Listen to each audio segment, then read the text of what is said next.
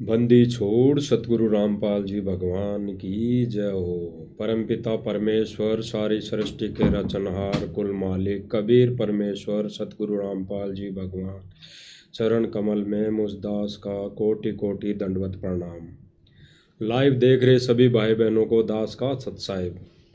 भाई और बहनों, मालिक की रजा, मालिक की दया, मालिक की बड़ी मेहर, आज फिर मालिक की दया से लाइव आए हैं। लाइव का जो मुद्दा है, रीज़न है, वो भाई और बहनों निष्पक्ष का है।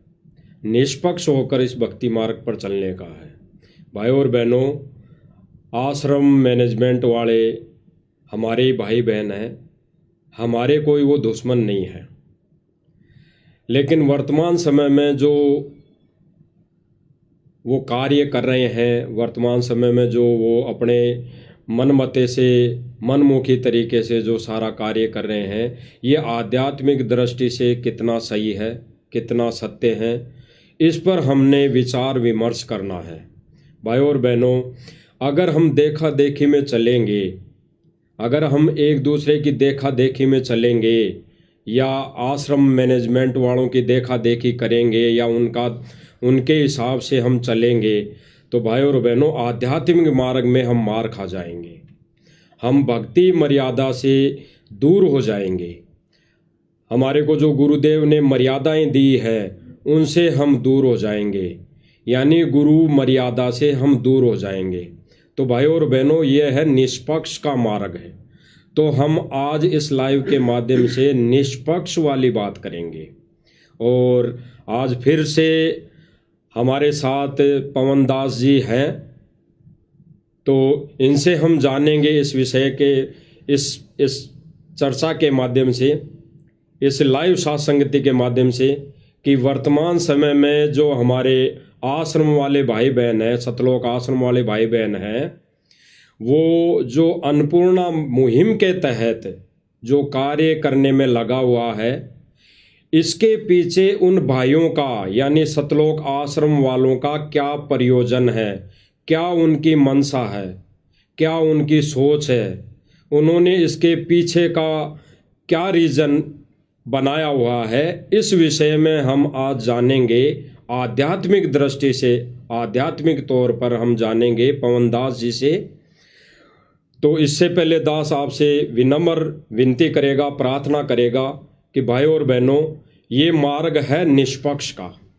इस पर हमने निष्पक्ष भाव से, निष्पक्ष होकर चलना पड़ेगा। बिल्कुल निष्पक्ष होके, देखा देखी में अगर चलेंगे तो भाई और बहनों मात खा जाएंगे। 425 वर्ष पहले भी यही हालत हुई थी। 64 लाख शीशे थे, एक दूसरे की देखा देखी में फैल हो गए सारे के सारे। एक ने कहा कि भाई देखो रे गुरुजी वहाँ बैठे हैं, दूसरे ने कहा भाई हाँ देखो भाई गुरुजी वहाँ बैठे हैं, कबीर जी वहाँ बैठे हैं, कबीर जी वहाँ बैठे हैं, और एक दूसरे की देखा देखी में 64 लाख सभी के सभी फैल हो गए। तो यानी देखा देखी।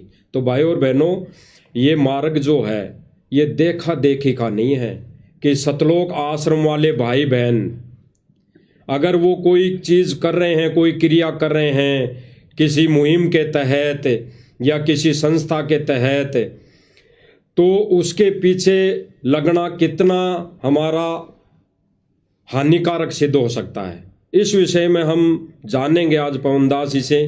कि जो सतलोक आश्रम वाले भाई बहन हैं, भाई हैं, कोऑर्डिनेटर हैं, बड़े बड़े सेवादार हैं, वो इस अन्नपूर्णा मुहिम के तहत जो कार्य कर रहे हैं, लोगों की मदद कर रहे हैं, फ्री में मकान बना रहे हैं, फ्री में कोई पानी निकाल रहे हैं, मोटरें पाइप दे रहे हैं, तो इनके पीछे इनका क्या रीज़न है, क्या इनका प्रयोजन है, क्या इनकी मनसा है, तो हम आज जानेंगे पवन दास जी से।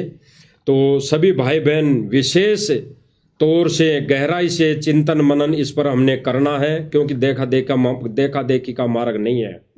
तो हम आज पवन दास जी से जानेंगे। तो बताएं पवन दास जी, आज जो ये वर्तमान में मुहिम चल रही है, ये सतलोक आश्रम की तरफ से, ये आध्यात्मिक दृष्टि से कितना सही है, या कितना इसको गुरुजी के ज्ञान आधार से कितना इसको आप इसको मानते हैं, किस दृष्टि से इसको देखते हैं? तो आज बताइए हमें सभी भाई बहनों को आप। सर्वप्रथम तो परमपिता परमेश्वर सतगुरु रामपाल जी भगवान के चरण कमल में दास का अनंत कोटि दंडवत प्रणाम। लाइव वीडियो देख रहे सभी भाई बहनों को दास की तरफ से प्यार भरा सत्साई। देखिए कजोड़ जी, आपने जो सवाल किया बहुत ही अच्छा सवाल है कि वर्तमान में परम पूज्य परमेश्वर सतगुरु रामपाल जी का परिवार, सतलोक आश्रम मैनेजमेंट हरियाणा, ये लोग जिस प्रकार से सन 2014 बरवाला कांड के बाद से, सतगुरु रामपाल जी की हिसार जेल जाने के बाद से जिस प्रकार से भक्ति मार्ग पर बहुत सारे कार्य ऐसे किए जा रहे हैं जिन कार्यों का सतगुरु रामपाल जी के भक्ति मार्ग से दूर दूर तक कोई रिश्ता नाता नहीं है। आपने बात की एक अन्नपूर्णा मुहिम की कि इस अन्नपूर्णा मुहिम के तहत सतलोक आश्रम मैनेजमेंट हरियाणा, गुरुदेव का परिवार गरीब लोगों के मकान बनवा रहा है, जो असहाय लोग हैं उनके मकान बनवा रहा है, उनको राशन वगैरह दे रहा है। अभी हरियाणा में पिछले दिनों बाढ़ की समस्या थी, गांव में पानी भर गया था, इन्होंने मोटर और पाइप दे देकर गांव वालों की मदद की है। बहुत अच्छी बात है, किसी की मदद करना कोई बुरी बात नहीं है। लेकिन जब बात आती है सतगुरु रामपाल जी के शास्त्र अनुकूल शत भक्ति मार्ग की, तो इस मार्ग की कुछ मर्यादा हैं, कुछ नियम हैं। मैं बार बार एक उदाहरण देता हूं कि मीठा खाना बहुत अच्छी चीज है, कोई भी व्यक्ति मीठे के लिए मना नहीं करेगा, सबको अच्छा लगता है। लेकिन जिस पेशेंट को या जिस व्यक्ति को शुगर की बीमारी है, डायबिटीज है, उसको हर कोई मना करेगा कि भाई आप मीठा मत खाओ। डॉक्टर भी उसको सलाह देगा कि भाई मीठा मत खाना। इसी प्रकार ये भक्ति मार्ग है। आज से पहले हमने केवल भक्ति का नाम सुना था, हमें यथार्थ भक्ति मार्ग प्राप्त नहीं था। अब हमें सत भक्ति मार्ग प्राप्त हुआ है, सच्चा परमात्मा प्राप्त हुआ है, सच्चा गुरु प्राप्त हुआ है। तो यहां मर्यादा भी कुछ विशेष हैं। यदि हम उन मर्यादाओं में रहकर, गुरु वचन में रहकर इस भक्ति मार्ग पर आगे नहीं बढ़ेंगे तो फिर हम असफल हो जाएंगे, मोक्ष से वंचित रह जाएंगे। तो गुरुदेव ने हमें बताया कि बच्चों, ये इस प्रकार के कार्य करने वाले काल के लोक में काल के व्यक्ति बहुत है। आप सरपंच चुनते हैं, एमएलए चुनते हैं, विधायक चुनते हैं, एमपी चुनते हैं, मुख्यमंत्री चुनते हैं, प्रधानमंत्री चुनते हैं। क्यों चुनते हैं?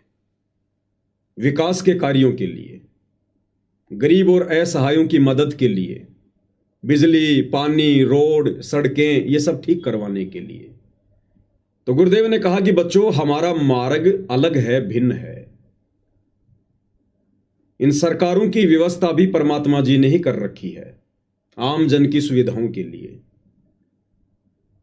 तो हम भक्तों का तो सतगुरु रामपाल जी के भक्ति मार्ग को समझकर अब ये कार्य हो जाना चाहिए एकमात्र कि हमने तो किसी भी प्रकार से भक्ति करके, मर्यादाओं में रहकर, गुरु को प्रसन्न करके और इस काल के लोक से बाहर निकलना है, जन्म और मरण के झंझट से बाहर निकलना है, 84 लाख योनियों के कष्ट से बाहर निकलने का हमने प्रयास करना चाहिए। भगत कभी भी इस प्रकार के पचड़ों में नहीं पड़ेगा। गुरु ने हमें समझा दिया कि बेटा, ये काल का 21 ब्रह्मांड, ये कर्म क्षेत्र है, या पाप और पुण्य से सारा व्यवहार चलता है। जिसके पुण्य अधिक है वो सुखी है, जिसके पाप अधिक है वो दुखी है। और हम भगत ना किसी के पुण्य बढ़ा सकते, ना किसी के पाप अपने सिर ले सकते। तो सतगुरु से ये तत्व ज्ञान प्राप्त होने के बाद भगत ने तो इस प्रकार के पचड़ों में पड़ना ही नहीं चाहिए।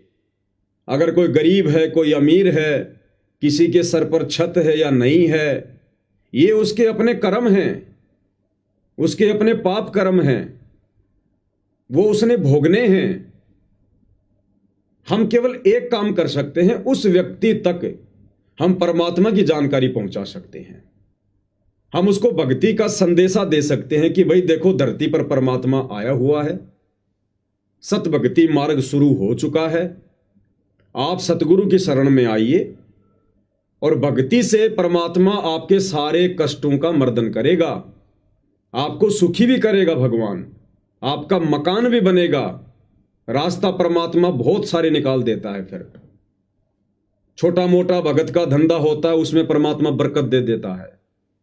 आपने सेऊ समन की कथा सुनी होगी। सेऊ कितना गरीब था, कितना निर्धन था, क्या सतगुरु को नहीं पता था? क्या सतगुरु के साथ में जाने वाले भक्तों को नहीं पता था? उसके घर पर सतगुरु को खाना खिलाने के लिए आटा भी नहीं था। क्या सतगुरु ने उसकी घर की ऐसी दुर्दशा देखकर उसका मकान बनवाया?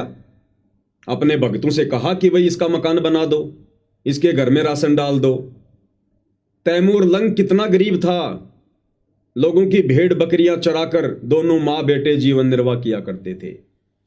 क्या कबीर परमेश्वर ने कहा विश्वकर्मा जी को कि इसका मकान बना दो, या अपने किसी अन्य भक्तों को कहा कि भाई इसका तैमूर लंग का मकान बना दो, इसके घर में राशन डाल दो? परमेश्वर ने सबको भक्ति से जोड़ा। उनकी एक विधि है, अध्यात्म की एक प्रोसीजर है।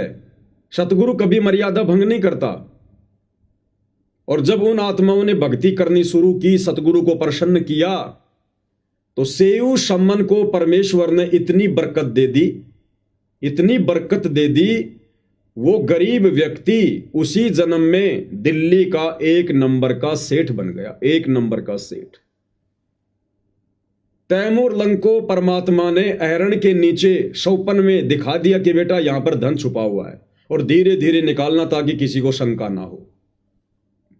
उस तैमूर लंग को, जो एक वक्त की रोटी भी बड़ी मुश्किल से पाया करता था, उसको परमात्मा ने भक्ति विधि से अपने तरीके से 7 पीढ़ी का राज्य बख्शीश कर दिया। तो गुरुदेव भगवान कहते हैं कि बच्चों, परमात्मा जब किसी को देता है तो उसके देने की विधि अलग है। एक सत्संग में गुरुदेव ने बताया कि बच्चों, वो परमात्मा भी यदि इस पृथ्वी पर आकर जनसाधारण जैसे ही कार्य करेगा तो फिर काहे का परमात्मा है? तो ये मकान तो सरकार भी बना के दे देती है, मकान तो कोई समाज सेवी संस्था भी बना के दे देती है, मकान गांव के लोग इकट्ठा होकर भी दे देते हैं बना के।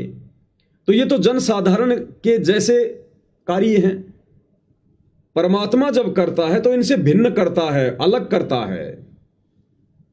तो सतगुरुदेव ने हम भक्तों को यही शिक्षा दी है। यदि किसी ने उनकी शिक्षा समझी हो तो, उनके सत्संगों पर विचार किया हो तो, गुरुदेव के तत्व ज्ञान को यदि आधार बनाया हो, तो सतगुरु ने हमें यही शिक्षा दी है कि बच्चों, तुम इस पचड़ों में मत पड़ो।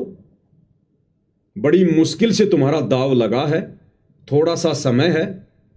अपनी भक्ति मर्यादाओं में रहकर सतगुरु को प्रसन्न करके, इन श्वासों का सदुपयोग करके, दुनियादारी से मुंह फेर के, और यहां से सतलोक चलने की सोचो, उस दिशा में आगे बढ़ो। ये कार्य तो होते रहेंगे। तुम किन किन का सिर ढकोगे? ये तो भिखारी का लोक है, काल का लोक है। इस लोक में कभी कोई सुखी हो ही नहीं सकता। आपने यदि सृष्टि रचना पढ़ी हो कजोड़ जी, तो सतगुरु रामपाल जी ने बताया कि जब ये ज्योति निरंजन काल परमात्मा के आदेश अनुसार अपने बड़े भाई कूरम के पास में सृष्टि रचना की सामग्री लेने के लिए गया, तो कूरम उस समय समाधि में था, भक्ति में था। ज्योति निरंजन उसके पास जाता है और कहता है कि भाई उठ, जाग, मुझे पिताजी ने भेजा है, मुझे सामग्री चाहिए। वो अपनी समाधि में लीन था। ज्योति निरंजन धैर्य नहीं रख पाया। उसने सोचा ना जाने इसकी समाधि कब टूटेगी। ज्योति निरंजन ने धैर्य खोकर हड़बड़ी में कूरम के मुकुट को हिला दिया, उसे जगाने के लिए, समाधि से वापस लाने के लिए। जैसे उसने मुकुट को हिलाया, उसमें से 5 तत्व 3 गुण निकले। ज्योति निरंजन ने देखा, वाह, मुझे जो चाहिए था वो मिल गया। इतने में कूरम की समाधि टूट गई। कूरम ने कहा, भाई आप ये क्या कर रहे हो? उसने कहा कि मैं तुझे जगा रहा था, मेरे को सृष्टि रचना की सामग्री चाहिए। कूरम ने कहा कि ये आपको किसने बताया? मेरे और कबीर परमात्मा के अलावा तो किसी को पता ही नहीं है। बोला, उन्होंने भेजा मुझे। तो कूरम ने एक अच्छे बेटे का फर्ज निभाते हुए कहा कि भाई मैं पहले पिताजी से पूछूंगा, ये तो बहुत अनमोल वस्तु है, मैं पहले पिताजी से पूछ लेता हूं, कोई दिक्कत नहीं, आप बैठो, अगर पिताजी यस कर देंगे तो मैं आपको दे दूंगा। लेकिन ज्योति निरंजन को धैर्य नहीं रहा और वो वहां से कूरम के मुकुट को हिलाकर सारी सामग्री लेकर वहां से दौड़ गया। जब कूरम ने परमात्मा से समाधि अवस्था में बात की तो कूरम ने कहा कि पिताजी ऐसे ऐसे मेरे साथ में बदसलूकी करके और वो ज्योति निरंजन ऐसे ऐसे सामग्री ले गया और मैं उसको घड़ूंगा, मैं उसकी पिटाई करूंगा। तो कबीर परमेश्वर जी ने कहा कि बेटा उसने तो गलती कर दी, कोई बात नहीं, तू ऐसी गलती मत करना, और आज के बाद मैं उसको श्राप देता हूं, उसके लोक में 21 ब्रह्मांड में कभी भी शांति नहीं रहेगी। ऐसे ही लोग झगड़ेंगे, मरेंगे, कटेंगे, फंसेंगे, अशांति बनी रहेगी। ये श्राप वहां से लगा हुआ है इस काल को, ब्रह्म को, 21 ब्रह्मांड के राजा को। तो भाई परमेश्वर ने जिसको ऐसा श्राप दे रखा हो कि जिसके लोक में कभी सुख शांति नहीं होगी, हम 2 कोटि के जीव अपनी भक्ति ना करके क्यों दुनिया को सुखी करने का ठेका ले रहे? जब दुनिया को वापस थोड़ा बहुत सुखी करने के लिए परमात्मा स्वयं संत रामपाल जी के रूप में धरती पर आ चुके हैं, तो अब वे अपने स्तर पर, अपने तरीके से, अपनी प्रोसीजर के अनुसार लोगों को धन देंगे, उनको सुखी करेंगे, उनके मकान बनाएंगे। अपने भक्तों को मजदूरी पर नहीं लगाएंगे। जिस प्रकार से सतलोक आश्रम वाले सतगुरु की आड़ में भक्तों से मजदूरियां करवा रहे हैं। सतगुरु हमसे भक्ति करवाने के लिए आए, मजदूरी करवाने नहीं आए। तो सतगुरु की एक विधि है, और जब से सतगुरु रामपाल जी ने अपने सत भक्ति मार्ग की शुरुआत की है सन 1994 से, कजोड़ जी मैं चैलेंज करता हूं, आज तक मुझे उनके एक भी भगत का ऐसा घर बता दीजिए जो घर सतगुरु रामपाल जी ने बनवाया हो।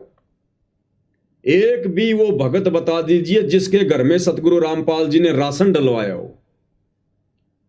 बाढ़ तो हरियाणा में आज से पहले भी कई बार आई है। एक भी गांव बता दीजिए जिस गांव में सतगुरु रामपाल जी ने मोटर और पाइप की व्यवस्था करवाई हो। वो ऐसा करवाएंगे नहीं, उनकी विधि अलग है।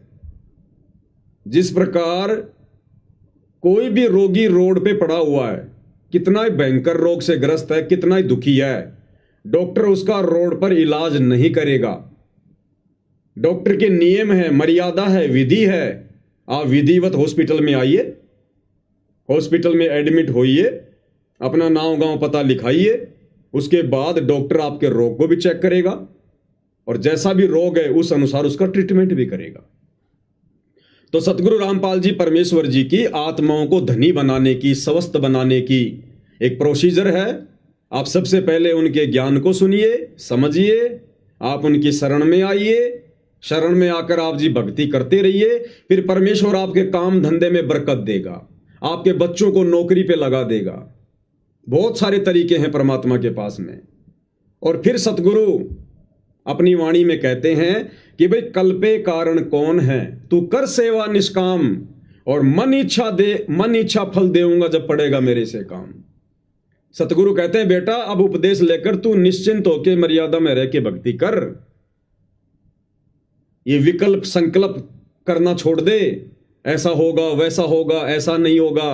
कहते हैं मन में कल्पनाएं करना छोड़ दे, अपने सतगुरु पर छोड़ दे।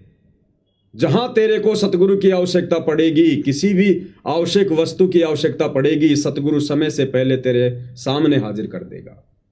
तो ये है सतगुरु की प्रोसीजर। सतगुरु अपने भक्तों को मजदूर बनाकर उनका समय और श्वासें बर्बाद नहीं करवाता। जिस प्रकार से हमारे सतलोक आश्रम वाले भाई, गुरुदेव का परिवार बेचारे भोले भाले भक्तों को मजदूर बनाकर आश्रमों पे आश्रम बनवा रहे हैं। एक अन्नपूर्णा मुहिम के तहत लोगों के मकान बनवा रहे हैं, लोगों के घरों में राशन बंटवा रहे हैं। फिर भक्ति कौन करेगा? क्या आवश्यकता पड़ेगी फिर आदमी को भक्ति करने की, सतगुरु रामपाल जी की शरण में आने की? अरे दुखी आदमी तो भक्ति पे जुड़ता है, भक्ति पे आता है। दुखी आदमी तो भगवान को ढूंढेगा, और आपने पहले उसको सुखी कर दिया, वो क्यों आएगा फिर परमात्मा की शरण में? और आ भी गया तो वो क्या निहाल करेगा? ऐसे ही मर्यादा तोड़ के चलता रहेगा, क्योंकि आपत्ति तो उस पर कोई है ही नहीं। अब सारी व्यवस्था आपने उसकी आगे से आगे कर ही दी है। तो सतगुरु रामपाल जी परमेश्वर जी के सतभक्ति मार्ग अनुसार जो प्रोसीजर वर्तमान में अन्नपूर्णा मुहिम के तहत किसी भी प्रकार के कार्य सतगुरु रामपाल जी का परिवार कर रहा है, ये सतलोक आश्रम मैनेजमेंट हरियाणा कमेटी कर रही है, ये गुरुदेव के भक्ति विधान अनुसार बिल्कुल गलत है। भगत समाज के ज्योति पाठ और दान के पैसे की बर्बादी की जा रही है। ये परीक्षा का समय है। काल भक्तों को हर प्रकार से मर्यादा तुड़वाकर सतगुरु से दूर करने की कोशिश कर रहा है, और काफी हद तक काल बली अपने इस षड्यंत्र में सफलता भी प्राप्त कर रहा है। क्योंकि नादान संगत भी, जिस प्रकार बिल्ली के आगे कबूतर आंख बंद करके बैठ जाता है, वो हालत इस नादान संगत की हो रही है। अब आपने कहा कि ये जो मकान बनाए जा रहे हैं अन्नपूर्णा मुहिम के तहत, तो भक्ति मार्ग में ये कहां तक सही है? और ये जो मकान बनाए जा रहे हैं इसके पीछे क्या इनका औचित्य है, क्या इनकी सोच है? देखिए कजोड़ जी, मैं स्पष्ट कर देता हूं, अगर सतगुरु रामपाल जी अगर इस प्रकार की किसी अन्नपूर्णा मुहिम के तहत लोगों के मकान भी बनवाना शुरू करेंगे, तो सबसे पहले वो अपने गरीब और निर्धन भक्तों के बनवाएंगे, अपने गरीब और निर्धन भक्तों के बनवाएंगे। बिल्कुल कजोड़ जी, कॉमन सेंस की बात है। आपके घर पर दूध देने वाली गाय है, आपके पड़ोसी के घर पर भी है। आप बाजार से उनका आहार लेके आएंगे, बिनोले लेंगे, खल लेके आएंगे, काकड़े लेके आएंगे, जो पशु आहार होता है। तो आप सबसे पहले कौन सी गाय या भैंस को खिलाएंगे? अपनी को या पड़ोस वाली को? वो तो खुद की को खिलाना पड़ेगा, खुद ही को खिलाना पड़ेगा ना। दूध देने वाली को ही खिलाना पड़ेगा, और दूध देने वाली को खिलाना पड़ेगा, क्योंकि वो और अधिक दूध देगी। सही बात। इसी प्रकार सतगुरु रामपाल जी ने भी अपने सत्संगों में बताया कि यदि आपने विशेष आदर और सम्मान देना है, विशेष सेवा करनी है, तो भक्तों की करो, क्योंकि भगत दूध देने वाली गाय है, क्योंकि वो भक्ति पर लगे हुए हैं, उनके पास में भक्ति धन जमा हो रहा है। यदि आप उनकी सेवा करोगे, उनसे प्यार प्रेम से बोलोगे, तो आपको सेवा का फल मिलेगा।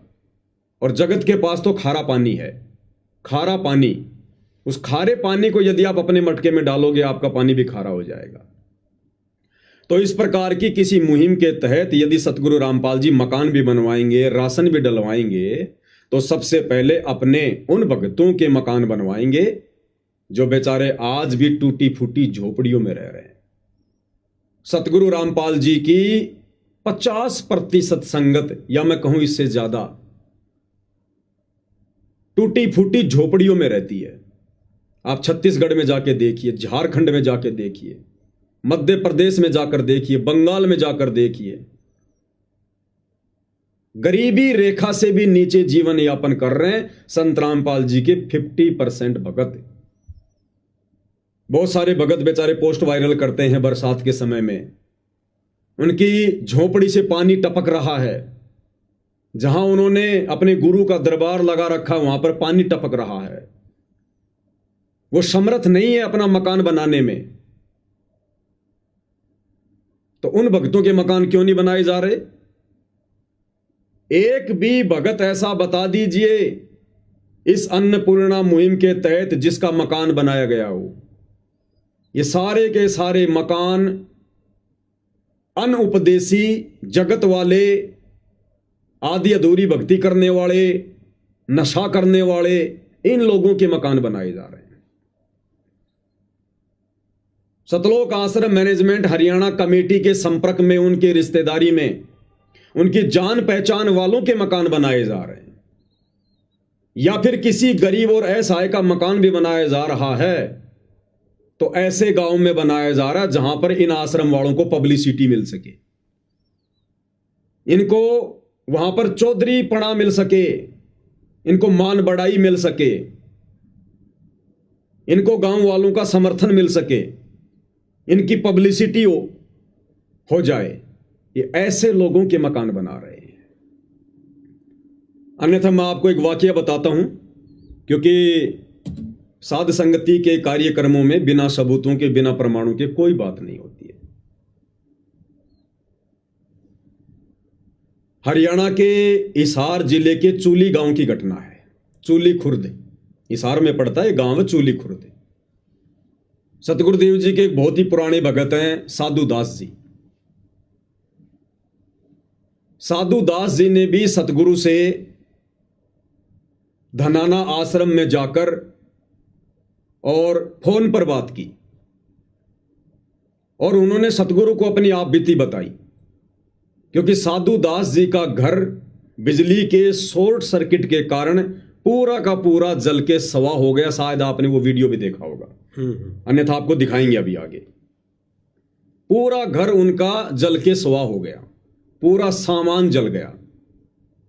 खुद सतलोक आश्रम वाले वहां गए और उन्होंने वहां रिपोर्टिंग की, पूरा वीडियो बनाया, पूरा जायजा लिया। सारा घर बिल्कुल जल के नष्ट। और साधु दास जी ने जब सतगुरु से बात की तो सतगुरु ने हिसार जेल से फोन पर आदेश दिया सतलोक आश्रम वालों को, अन्नपूर्णा मुहिम वालों को, कि भाई आप इस भगत का घर पहले से भी कहीं अच्छा बना दो, पहले से भी बढ़िया घर बनाओ इस भगत का। साधु दास जी बड़े प्रसन्न हुए कि परमात्मा ने दया कर दी, अपने घर पर आ गए। उसके बाद आश्रम वाले गए उस घर का जायजा लेने के लिए। सारा जायजा लिया, सब कुछ देखा। थोड़ा सा मैं पहले आपको वो वीडियो दिखा देता हूं एक बार लाइव में, किस प्रकार से सतलोक आश्रम वाले वहां गए और जो भगत रिपोर्टिंग कर रहा है, जो पत्रकारिता कर रहा है, वो भी भगत है। बाकायदा उसने सब कुछ देखा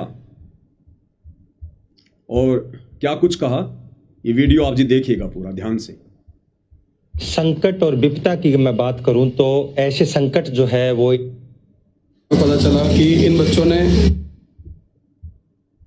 संकट और विपदा की मैं बात करूं तो ऐसे संकट जो है वो इंसानों पर आते हैं जिसको देख के हर एक व्यक्ति दंग रह जाए और गांव के अंदर सन्नाटा छा जाता है। इसमें हरियाणा राज्य के जिला हिसार का ये गांव है चूली कला। चूली कला खुर्द और चूली कला और खुर्द जो है ये एक साथ ही दोनों गांव हैं। इसके अंदर मैं मौजूद हूं और यहाँ की अगर बात की जाए तो यहाँ पर जो है बड़ा एक संकट आया और संकट के बाद जो है घर के अंदर जो है पूरा का पूरा जो सामान जलकर खाक हो गया। ऐसी संकट की घड़ी में अगर मैं बात करूं कि मदद किसने की, तमाम वो बातें भी होंगी और हमारे साथ ग्रामीण भी मौजूद है। सबसे पहले मैं ये जो मकान आपको दिखाना चाहूँगा, इसके अंदर की मैं तस्वीरें दिखाऊंगा आपको। ये जो सोने का माचा है, ये जो है वॉशिंग मशीन, ये रबड़ किस तरीके से पिघला है, कितनी बड़ी ये आपदा थी, ये आप देख सकते हैं। और ये सामान मैं दिखाना चाहूँगा, ये जला हुआ सामान है सारा का सारा। ये बहुत बड़ा एक संकट था जिसके अंदर पूरा घर का जो सामान जलकर खाक हो गया। अभी मेरे साथ जो है यहाँ के जो गांव के सरपंच हैं, घर के जो मालिक हैं साधु राम जी, उनसे भी मैं मिलूंगा। छत भी बढ़ गई, इसके वॉशिंग मशीन, एलईडी वगैरह, मतलब बहुत काफी नुकसान सारा। हाँ, सब माचे मुचे और सब। सतीश जी थोड़ा सा दिखाना एक बार है, बैटरी लेना बैनी वाला जी, बैटरी लेना। ये देखो, आप धीरे धीरे आना भाई, कैमरामैन से कहूंगा थोड़ा सा दिखाना। ये देखो ये क्या क्या हालात बीतते हैं। ये देखो सारा सामान जल के जो है ना खाक हो गया। ये जो तमाम जो सामान है घर का, और कैमरामैन से बस थोड़ा सा यही कहूंगा, यहाँ जो है इनका टीवी था या जो भी था और शॉर्ट सर्किट हुआ जी। ये यहाँ पर डोरी थी, वहाँ पर शॉर्ट सर्किट से आग लगी है और आग लगने के बाद में ये काट गई है, ये भी जली हुई है। ये छत कभी भी गिर सकती है क्योंकि पूरी तरह जल गई थी और इसको बाद में बुझाया गया है। हम भी अब खतरे में ही खड़े हैं, वैसे ये कभी भी टूट सकती है। कड़ियां जो है मकान की वो जल चुकी हैं। मैं दिखाना चाहूंगा आपको, आप थोड़ा सा आगे ले कैमरा। हाँ बिल्कुल, ये जो कड़ियां आप तस्वीरों में देख रहे हैं ना, हाँ ये सारी जल चुकी है ना जी, सारी जल चुकी हैं ये कड़ियां। बिल्कुल।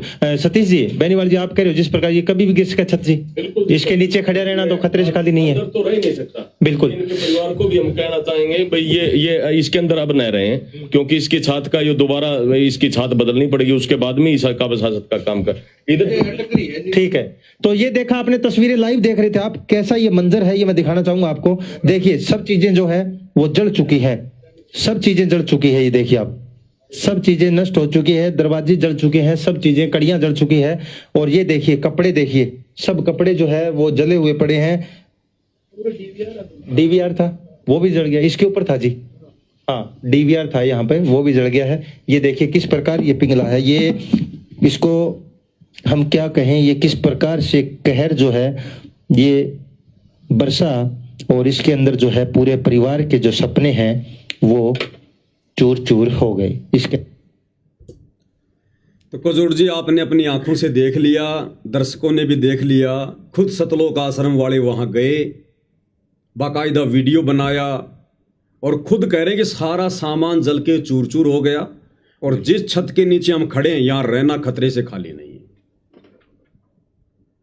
और लाइव आप देख रहे हैं, बिल्कुल बुरी हालत में है घर। अब कजोड़ दास जी, क्या इस भगत का घर नहीं बनना चाहिए था? बिल्कुल बनना चाहिए, जबकि ये तो भगत है। भगत है ना, बिल्कुल इनका तो और भी जल्दी बनना चाहिए, पहले बनना चाहिए। जगत वाले तो झूठ बोलकर भी बना सकते हैं, खुद के घर को जलाकर भी बिल्कुल नया बनवा सकते हैं। बिल्कुल। उसके बावजूद भी आज कई महीने बीत गए, इस भगत का घर नहीं बनाया गया, इसको मना कर दिया गया सतलोक आश्रम मैनेजमेंट हरियाणा ने, गुरुदेव के परिवार ने। और कारण क्या बताया कि आपके घर पर तो एक मोटरसाइकिल और एक छोटा हाथी टेम्पू अभी शेष है, हम आपका घर नहीं बना सकते। भाई जब सतगुरुदेव जी ने आदेश दे दिया, क्या हिसार जेल में बैठे उस अंतर्यामी भगवान को, ये आश्रम वाले कहते हैं ना वो तो भगवान है, भगवान है, तो भगवान तो अंतर्यामी होता है। तो जब भगत ने प्रार्थना की थी तो क्या भगवान की आंखों के सामने मकान नहीं आया होगा? तो भगवान ने भी सोच समझ के आदेश दिया होगा ना। जब गुरु ने आदेश दे दिया कि भाई इस भगत का मकान पहले से कहीं अच्छा बना दो, तो मुझ पवन दास के हिसाब से तो इन आश्रम वालों ने उस घर पर जो वीडियो बनवाया है भगत को बेचकर, वो भी बेवकूफी है, वो भी मूर्खतापूर्ण कार्य किए हैं इन्होंने। जब सतगुरु ने आदेश दे दिया कि पहले से अच्छा घर बना दो, तो इन्होंने वीडियो बनवाने की भी जरूरत नहीं थी, तुरंत कार्य उसी दिन से शुरू कर देना चाहिए था। जैसे आम जगत वाले लोगों का 15 दिन में तो मकान बना के तैयार कर देते हैं डबल स्टोरी का, लेकिन इस भगत का मकान अभी तक नहीं बनाया गया और रिजेक्ट कर दिया गया कि भैया आपके पास में तो एक मोटरसाइकिल और एक छोटा हाथी टेम्पू अभी शेष है। वो परिवार उस टेम्पू में सोएगा क्या? अरे अगर टेम्पू शेष है तो क्या उसको भी जला दिया जाए, तब तुम्हारे दिल को शांति मिलेगी? उस जले हुए टेम्पू को देखकर फिर मकान बनाओगे क्या? या वो परिवार उस टेम्पो में सोएगा क्या? वो गाय भैंस अपने टेम्पो में बांधेगा क्या? इन लोगों ने जानबूझकर सतगुरु के आदेश की धज्जियां उड़ाई, अवहेलना की, क्योंकि दुनिया की नजरों में, दुनिया को दिखाने के लिए ये आश्रम वाले संत रामपाल जी को भगवान भगवान, परमात्मा परमात्मा कहते, मानते नहीं है। और उस भगत का मकान अभी तक नहीं बनाया गया,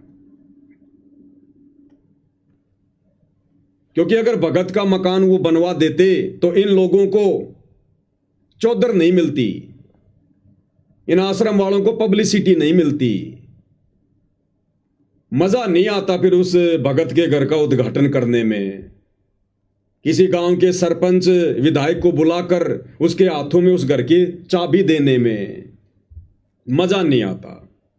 लोग ये कहते रहे कौन सी बड़ी बात हो गई, ये तो बाबा रामपाल का भगत था, बाबा रामपाल ने बनवा दिया, इसमें क्या बड़ी बात थी? इनको पब्लिसिटी नहीं मिलनी थी, वहां पर जो मान बढ़ाई की इनको भूख है वो नहीं मिलनी थी इनको। तो जानबूझकर इन्होंने अपने गुरु के आदेशों की अवहेलना की, जबकि गुरु ने आदेश दे दिया उस भगत को। उसके बावजूद भी इन लोगों ने अभी तक उस भगत का मकान नहीं बनवाया।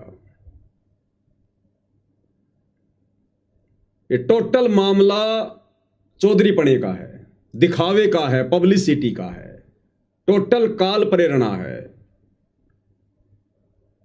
अब मैं आपको दिखाता हूं, दिल्ली में इन्होंने एक मकान बनाया, जबकि वो मकान जला भी नहीं था, आराम से वो परिवार उस मकान में रह रहा था, टाइम पे अपना खाना पीना भी हो रहा था, लेकिन पब्लिसिटी की भूख में और इन लोगों ने वो मकान बनवाया और कैसी झूठी एक्टिंग करके संगत से और अधिक दान धर्म लेने का ये प्रयास करते रहते हैं। ये गिरीश भगत है, दिल्ली से है, ये वकील है, गुरुदेव के मुकदमों में भी ये वकील बना हुआ है। इसने आश्रम वालों को इंक्वायरी भेजी कि ऐसे ऐसे दिल्ली में मेरे आसपास के मोहल्ले में एक मकान बनाओ, और वो जगत वाले का मकान बनवाने के लिए, जिस मकान की हालत उस साधुदास भगत से बहुत अच्छी थी, चूली खुर्द इसार वाले भगत के घर से बहुत अच्छी हालत थी उस घर की, फिर भी जबरदस्ती इस गिरीश ने आश्रम वालों से कहकर वो मकान बनवा दिया। और कैसी एक्टिंग कर रहा है भाई, साध संगति से जुड़े हुए भक्तों को लठों से मारने वाले, मरवाने वाले। एक समय दिल्ली में साध संगति थी, इसी गिरीश ने अपने साथियों को भेजकर पुलिस वालों की मदद लेकर और उस साध संगति में भक्तों को बुरी तरह से मरवाया, पिटवाया, और आज ये मगरमच्छ के आंसू निकालकर संगत से हमदर्दी प्राप्त कर रहा है। और क्या कह रहा है, इनके वचन सुनिए। परमात्मा कहते हैं, साधु शब्दा परखिए, दुख पड़े घरनार, सूरवीर जद जानिए जब रण बाजे तलवार, और वाणी ही से पहचानिए कुटिल नीत की घात, अंदर की उस गंदगी की फिर निकले मुंह से बात। किस प्रकार का स्टेटमेंट दे रहा है कि जब मैंने इस गरीब परिवार को देखा, मैंने इनसे बातें की, इनकी हालात को देखा, इन्होंने 1 महीने से भोजन नहीं किया, 1 महीने से इन बच्चों ने रोटी नहीं खाई, खाना नहीं खाया। मैंने तुरंत सतगुरुदेव जी को फोन लगाया, प्रार्थना लगाई कि हे गुरुदेव, 1 महीने से इन बच्चों ने भोजन नहीं किया। मतलब गुरुदेव अंधे हैं, गुरुदेव को दिखाई नहीं देता कि दुनिया में कौन भोजन कर रहा है, कौन नहीं कर रहा है।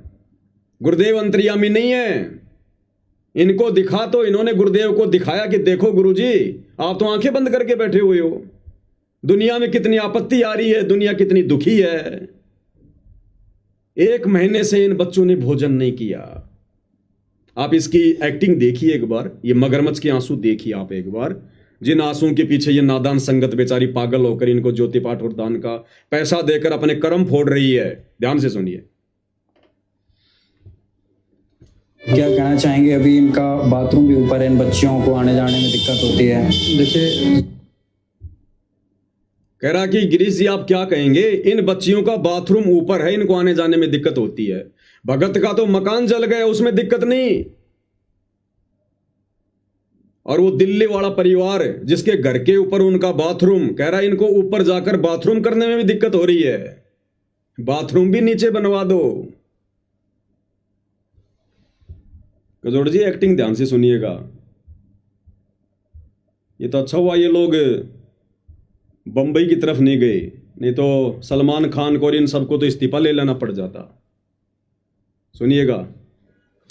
जाने में दिक्कत होती है। देखिए, जो संत रामपाल जी महाराज जी ने किया है ना, वो इस मतलब पूरे ब्रह्मांड में कोई नहीं कर सकता है। ये बच्चे पिछले 1 साल से, क्योंकि आज 1 साल हो गया इनके पिताजी को, मतलब जो मृत्यु हुई थी, 1 साल से ये बच्चे बिल्कुल अनाथ का जीवन व्यतीत कर रहे हैं। और मतलब ठीक है, पड़ोसियों ने जितनी उनसे उनका बना, पड़ोसियों ने मदद की। और जब पहली बार जब हम इन बच्चों के पास आए तो हमें पता चला कि इन बच्चों ने 1 महीने से रोटी तक नहीं खाई है। और जब पहली बार जब हम इन बच्चों के पास आए तो हमें पता चला कि इन बच्चों ने 1 महीने से रोटी तक नहीं खाई है। इन बच्चों ने 1 महीने से रोटी तक नहीं खाई है। और ये जहां जहां इनके मान सम्मान के कार्यक्रम आयोजित हो रहे हैं वर्तमान में गांव में, जो गांव वाले संत रामपाल जी को सम्मान देने के लिए आते हैं, वहां ये वीडियो चलाए जाते हैं। और नादान संगत इन लोगों की झूठी इस रुआई को देखकर, मगरमच्छ के आंसुओं को देखकर बढ़ चढ़ के दान कर रही है काल प्रेरणा से। कह रहा कि 1 महीना हो गया, इन बच्चों ने भोजन तक नहीं किया, भोजन तक। 1 महीना? 1 महीना। सुनिए। तो इस तरीके की चीजें जब पता चली ना, तो हमारे हृदय से ऐसे मतलब दर्द हुआ हमें कि भाई मतलब इस काल के लोक में, जैसे संत रामपाल जी महाराज बताते हैं ना, वाकई में ये इतने दुखी बच्चे हैं, मतलब इनका आगे पीछे कोई भी नहीं था। तो हमने तुरंत जो है संत रामपाल जी महाराज को प्रार्थना करी कि बंदी छोड़। इस तरीके की दुर्दशा हो रही है बच्चों की और इतने दुखी बच्चे, हमने तुरंत जो है संत रामपाल जी महाराज को प्रार्थना करी कि बंदी छोड़। इस तरीके की दुर्दशा हो रही है बच्चों की और इतने दुखी बच्चे सब। भाई और बहनों, ये भावनाओं में बहकर निर्णय लेने का समय नहीं है। इसी प्रकार से तो राजा जनक को काल ने ठग लिया था।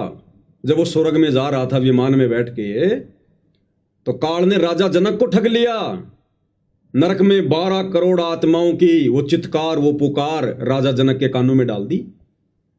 अब इन भक्तों की ये झूठी चित्कार, ये पुकार, ये मगरमच्छ के आंसू, ये एक्टिंग इन नादान संगत को सुनाई जा रही है, ताकि संगत इन कुपात्रों को आंख बंद करके और पैसा दे, और ये कुपात्र उस पैसे का इसी प्रकार से दुरुपयोग करते रहे।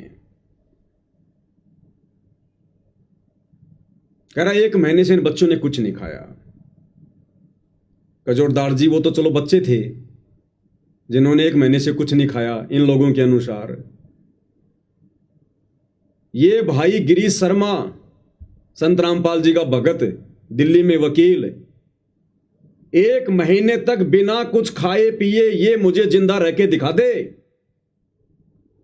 सही बात। अगर उन्होंने 1 महीने तक कुछ नहीं खाया तो बच्चे तो सप्ताह भर भी भूख सहन नहीं कर सकते। इतनी बढ़ चढ़ के एक्टिंग क्यों की जा रही है? बॉम्बे में जाना है क्या? एक्टर बनना है क्या? कोई ड्रामा कंपनी में ज्वाइन करना है क्या? क्यों इतना बढ़ चढ़ के झूठ बोला जा रहा है? क्यों बेचारी नादान संगत को गुमराह किया जा रहा है झूठी एक्टिंग करके? कह रहा है 1 महीने से इन बच्चों ने कुछ नहीं खाया है, कुछ नहीं खाया। संत रामपाल जी महाराज ने तुरंत जो है ना आदेश करा कि बेटा जो भी उन बच्चों को चाहिए, और उन बच्चों को मैंने गोद ले लिया, वो मेरे बच्चे हैं, वो अनाथ नहीं है। तो संत रामपाल जी महाराज ने आदेश करा कि इनको जो भी चाहिए, जो इनकी सुविधा है, वो आप इन्हें दो, खाद्य सामग्री दो, स्कूल में अच्छे स्कूल में। देखा नादान संगत किस प्रकार से आंसू निकाल रही है। इनका घर की मरम्मत कराओ, और इनका जो है जैसे अपने भाई बहनों पर संत रामपाल जी महाराज ने ये भी कहा कि बेटा जब आप उनके पास जाओ ना, तो अपने बच्चों की तरह ट्रीट करना। अपने बच्चे जैसे आप अपने बच्चों का ख्याल रखते हो ना, उस तरीके से उन बच्चों को जो है आपने सामान दिलाना है, ये करना है। भगत जी आप यकीन नहीं मानोगे भाई। अब बताओ, चूली गांव का, हिसार जिले का साधु दास भगत, जिसका घर बिजली के शॉर्ट सर्किट के कारण जल के भस्म हो गया, वो दुश्मन था क्या? कह रहा गुरुदेव कह रहे हैं उन बच्चों को अपने बच्चों की तरह व्यवहार करना और तुरंत उनका मकान बनाओ। वो साधु दास कोई दुश्मन था क्या संत रामपाल जी का? अब ये बच्चे क्या कह रहे हैं? भाई ने तो अपनी एक्टिंग कर दी। अब ये बच्चे क्या कह रहे हैं? खुद सतलोक आश्रम वाले माइक हाथ में लेकर कह रहे हैं कि बच्चों को समय पे भोजन भी नहीं मिलता, ये भी नहीं मिलता। और कह रहा जिस दिन इनको रोटी सब्जी नहीं मिलती उस दिन ये दूध और ब्रेड खाते हैं। जिस दिन इन बच्चों को सब्जी रोटी नहीं मिलती है, कह रहा ये बच्चे खुद कह रहे हैं कि उस दिन हम तो दूध और ब्रेड खाते हैं। कजोड़दास जी मुझे ये बताइए, रोटी सब्जी ज्यादा महंगी है या दूध और ब्रेड ज्यादा महंगा है? बताइए। वो तो दूध ही महंगा है, ब्रेड महंगी है। आटे से महंगी ब्रेड और सब्जी से महंगा दूध। बिल्कुल। और बच्चे कह रहे हैं जिस दिन हमें रोटी नहीं मिलती हम तो दूध और ब्रेड खाते हैं। किसने कह दिया? हम 1 महीने से कुछ खाए नहीं। वो भगत होकर झूठ बोल रहा है, ये बच्चे होकर, जगत वाले होकर बिल्कुल सत्य बोल रहे हैं। सत्य बोल रहे हैं। क्या कह रहे हैं? खुद आश्रम वाले, सा न्यूज चैनल वाले रिपोर्टिंग कर रहे हैं और कह रहे हैं कि जिस दिन इनको सब्जी रोटी नहीं मिलती, भोजन नहीं मिलता, उस दिन ये बच्चे दूध और ब्रेड खाकर काम चलाते हैं। सुनिएगा इनकी वो भाई।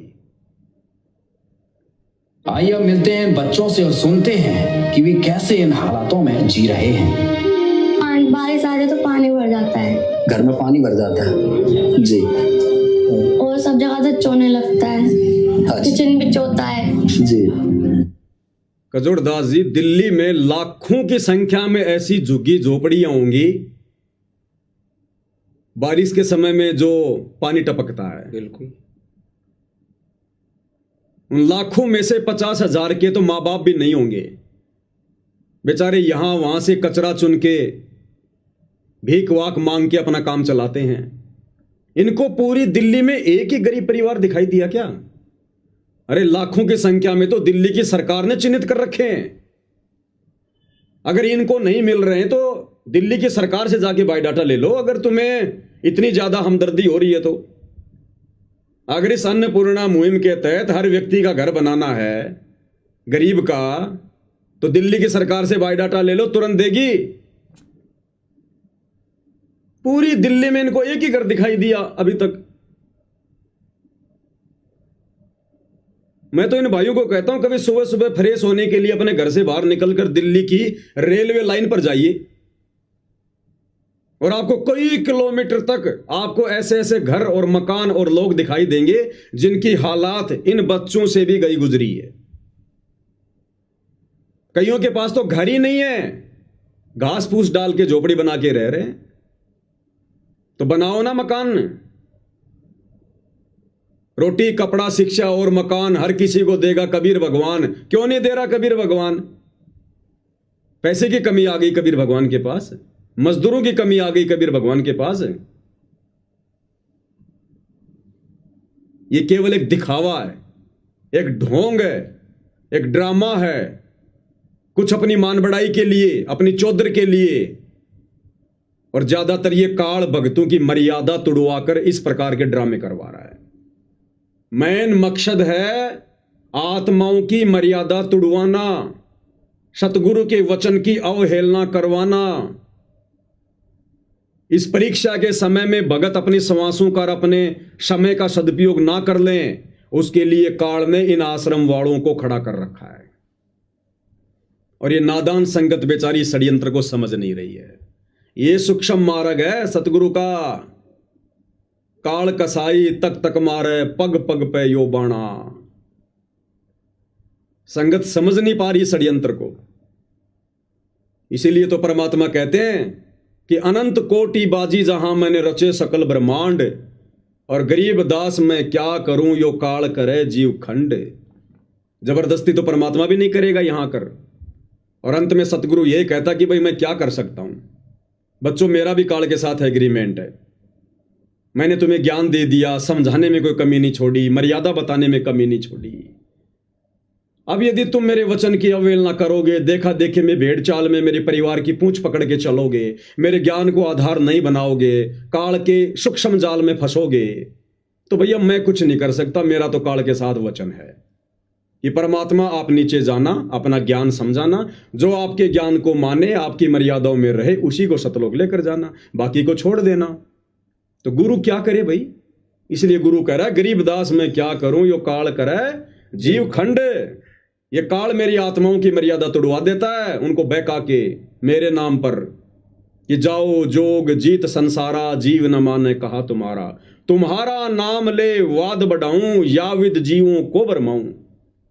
कि तेरा ही नाम ले लेके तेरे भक्तों को भ्रमित करूंगा।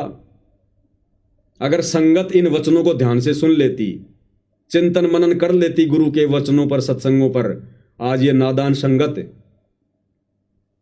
अपने सुपात्र सतगुरु को छोड़कर इन कुपात्र सतलोक आश्रम वालों के हाथों में ज्योति पाठ और दान का पैसा ना देती अपने कर्म फुड़वाने के लिए। तो बच्चे क्या कह रहे हैं, आश्रम वाले खुद ही कह रहे हैं कि जिस दिन भोजन नहीं मिलता उस दिन तो ब्रेड रोटी खाते हैं, ब्रेड दूध। जी और जैसे ऊपर लैट्रिन तो टूटी हुई है। लेटरिन भी टूटी है, हाँ जी देखा बेटा। तो बस। और बेटा खाने पीने का कैसे चलता है? जब खाने पीने का होता है तो हम खा लेते, नहीं होता है तो ले आते हैं। अगर कुछ मिल जाता है, कोई दे जा तो खा लेते हैं, ना तो दूध ब्रेड खा के अपना काम चला लेते हैं। बेटा आपको क्या तकलीफ है? कहते कुछ खाने को मिल जाता तो ठीक है, नहीं तो दूध और ब्रेड खा के अपना काम चला काम लेते हैं। चला लेते हैं। मतलब बच्चों ने ये नहीं कहा कि हम भूखे मर रहे हैं, 1 महीना हो गया हम भूख से मर रहे हैं। उन बच्चों ने नहीं कहा कि तुम हमारा मकान बनाओ, हमारे घर में राशन डालो, नहीं। काल बहुत चतुर है। जब कल को ये बातें ऊपर होंगी धर्मराज के दरबार में तो काल कह देगा जी मैंने कौन से दिन कहा था कि जी जो आपकी शरण में नहीं है, जो मेरे अंडर में है, आप उनका मकान बनाओ। मेरा और आपका तो एग्रीमेंट था कि जो भक्ति करेगा वो आपका, उसके लिए आप जो मर्जी करो, और जो भक्ति नहीं करेगा वो मुझ काल का। आप दखलंदाजी मत करना बीच में। फिर आपने क्यों जबरदस्ती मकान बनवाए? क्यों जबरदस्ती आपने उनके घर में राशन डलवाया? जैसे उनके कर्म थे वो भोग रहे थे। अगर आपने राशन डलवाना था, आपने मकान बनवाना था, पहले आप उनको अपने शरण में लेते, पहले आप उनको अपना बनाते। ये काल इस प्रकार से कर्मों में फेरबदल करवा के, हेरा फेरी करवा के वर्तमान में इन आश्रम वालों के माध्यम से नादान संगत की मर्यादाएं तुड़वा रहा है। ये सारा का सारा मामला चौधर का है, मान बढ़ाई का है। इन सतलोक आश्रम वालों की बुद्धि पूरी तरह से भ्रष्ट है, काल प्रेरित है। इस नादान संगत को समझ में नहीं आ रही है ये बात है। और जिस समय नादान संगत को समझ में आएगी उस समय ये संगत वापस भक्ति मार्ग पर नहीं आ सकती। सतगुरु की पहुंच से बहुत दूर निकल चुकी होगी।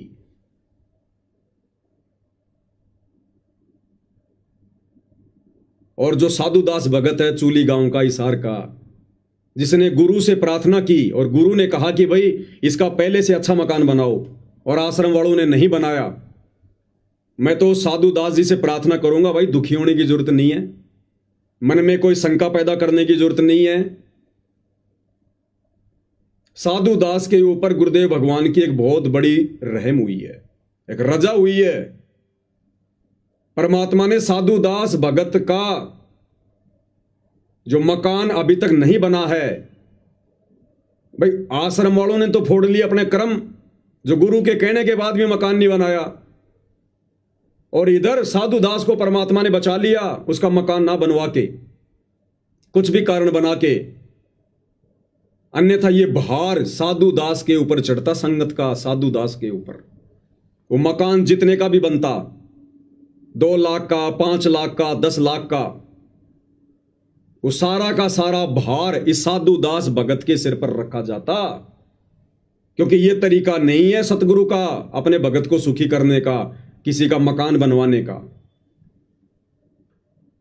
तो साधुदास भगत के ऊपर तो बहुत बड़ी रजा हुई है, मेहर हुई है कि परमात्मा ने उसको बचा लिया संगत का भार उसके ऊपर चढ़ाने से।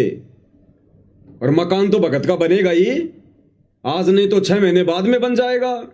परमात्मा 100 तरीके और निकाल देगा। भक्ति करने वालों के साथ भगवान है।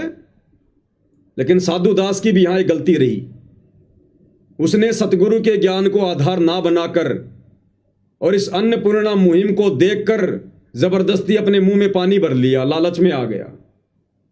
थोड़ी सी नादानी दिखा दी उसने, अपने गुरु पर विश्वास नहीं किया। उसने सौपन में भी इस प्रकार से अपने गुरु से डिमांड नहीं करनी चाहिए थी। सौपन में भी भक्ति करनी चाहिए थी। अगर साधुदास भगत जी ने रंका और बंका की कहानी को आधार बनाया होता, रंका और बंका दोनों पति पत्नी सतगुरु का सत्संग सुनने गए हुए थे। गरीब परिवार था, एक झोपड़ी थी, साथ में एक बेटी थी वंका। सत्संग सुन रहे थे, पीछे से बेटी दौड़ के गई और कहा कि पिताजी पिताजी, माताजी माताजी। उन्होंने पीछे मुड़कर देखा, बोला क्या हुआ, इतनी जोर से क्यों चिल्ला रही है, सत्संग में भंग पड़ गया। बेटी ने कहा कि झोपड़ी में आग लग गई, सब कुछ जल के खाक हो गया। तो रंका बंका ने देखा कि भाई अगर ये झोपड़ी ना होती तो सत्संग में भंग ही ना पड़ता। उन दोनों ने कहा कि बेटी क्या बच गया। तो वंका ने कहा कि माता पिताजी एक खाट बच गई जो बाहर रखी हुई थी पेड़ के नीचे, बाकी सब जल के खाक हो गया। तो रंका बंका ने क्या कहा, विचार करना, सामने सतगुरु बैठे सत्संग कर रहे हैं, परीक्षा थी उन आत्माओं की। गरीब परिवार, एक झोपड़ी, सारा सामान जल गया, अनाज जल गया, और अपनी बेटी से कह रहे हैं कि बेटी और क्या बच गया। बोला जी एक चारपाई बची है जो बाहर थी। दोनों बोले उसको भी आग में डाल दे, अरे उसको भी आग में डाल के आ जा। अगर वो चारपाई ना बचती तो तू दौड़ के ना आती, सत्संग में भंग नहीं पड़ता, बेटा उसको भी आग में डाल के आ जा।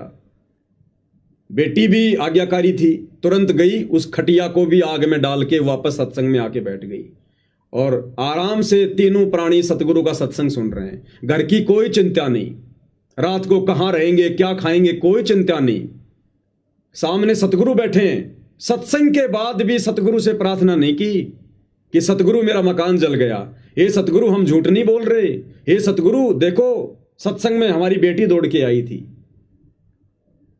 अपने सतगुरु से प्रार्थना भी नहीं की कि हमारा मकान जल गया, उनकी परीक्षा थी। सतगुरु ने भी कुछ नहीं कहा, दंडवत प्रणाम किया, तीनों वापस घर। अब घर कहां रह गया, झोपड़ी जल गई, खाक हो गई, राख हो गई। पूरी रात झोपड़ी के आगे जो पेड़ था उसके नीचे बैठे रहे और परमात्मा की चर्चा करते रहे कि देखो आज सतगुरु ने कितना अच्छा ज्ञान बताया, सतगुरु ने नजर निहाल कर दिया। भाई हमारे धन भाग जो हमें ऐसे पूर्ण गुरु मिले, ऐसा ज्ञान ना आज तक कभी सुना, ना किसी ने सुनाया। और बच्चों हमने तो भक्ति करके सतलोक चलना है, एक दिन ये 21 ब्रह्मांड भी जल के राख होगा, उससे पहले पहले निकल लो यहां से। इस प्रकार की बातें करते करते, सतगुरु की महिमा करते करते, और कब उनकी आंख लग गई परिवार को पता ही नहीं। उस पेड़ के नीचे बैठकर झोपड़ी का रोजना नहीं रोया कि हमारी झोपड़ी जल गई, हे भगवान अब हम क्या करेंगे। आगे की प्लानिंग नहीं करी कि कल को कहां जाएंगे, कहां से पूड़े लेके आएंगे, हैं फिर झोपड़ी बनाएंगे, कुछ नहीं सोचा। और जब सुबह उनकी आंखें खुली तो देखा कि एक झोपड़ी जली थी, 2 झोपड़ी बनके तैयार खड़ी हैं, 2 झोपड़ी नई। उन्होंने झोपड़ी में प्रवेश भी नहीं किया। आकाशवाणी हुई कि बच्चों ये झोपड़ी मैंने बनाई है तुम्हारे लिए। आकाशवाणी पे विश्वास नहीं किया, बोला पहले अपने सतगुरु से पूछेंगे, उसके बाद में झोपड़ी में प्रवेश करेंगे। तीनों प्राणी आश्रम में गए, सतगुरु को पूरी कहानी बताई।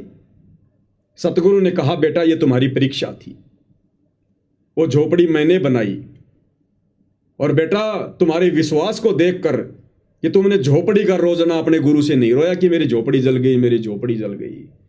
तुमने केवल परमात्मा की भक्ति की सोची, चर्चा की सोची, महिमा की तुमने। बेटा मैं चाहता तो सोने की भी बना सकता था, और जाओ वो झोपड़ी मैंने बनाई, आराम से रहो। फिर अपना गुरु का आदेश पाकर झोपड़ी में रहे। तो साधु दास भगत जी भी यहां थोड़ी सी मार खा गए, या तो उन्होंने सत्संग नहीं सुने या सुनकर विचार नहीं किया। अरे सतगुरु से झोपड़ी थोड़ी मांगनी है भगत ने। हर सत्संग में गुरु मना करता, बेटो कार कोठी मत मांगो, कार कोठी मत मांगो, बड़ी मुश्किल से तुम्हारा दाव लगा है, कलयुग की पिछली पीढ़ी में मांगने वाली चीज मांगो। भक्ति दान मोहे दीजियो देवन के देवा हो, भक्ति दान मोहे दीजियो देवन के देवा हो, जन्म पाया भूलों नहीं करहूं पद सेवा हो। और हर एक चौपाई में परमात्मा ने क्या संदेशा दिया कि अष्ट सिद्धि और नौ निधि बैकुंठ का वासा हो, और सपने में इच्छा नहीं करूं गुरु आण तुम्हारी हो। ये परमात्मा, मैं ना आपसे नो सिद्धि मांगू, ना नो रिद्धि मांगू, मैं आपसे बैकुंठ भी नहीं मांगता।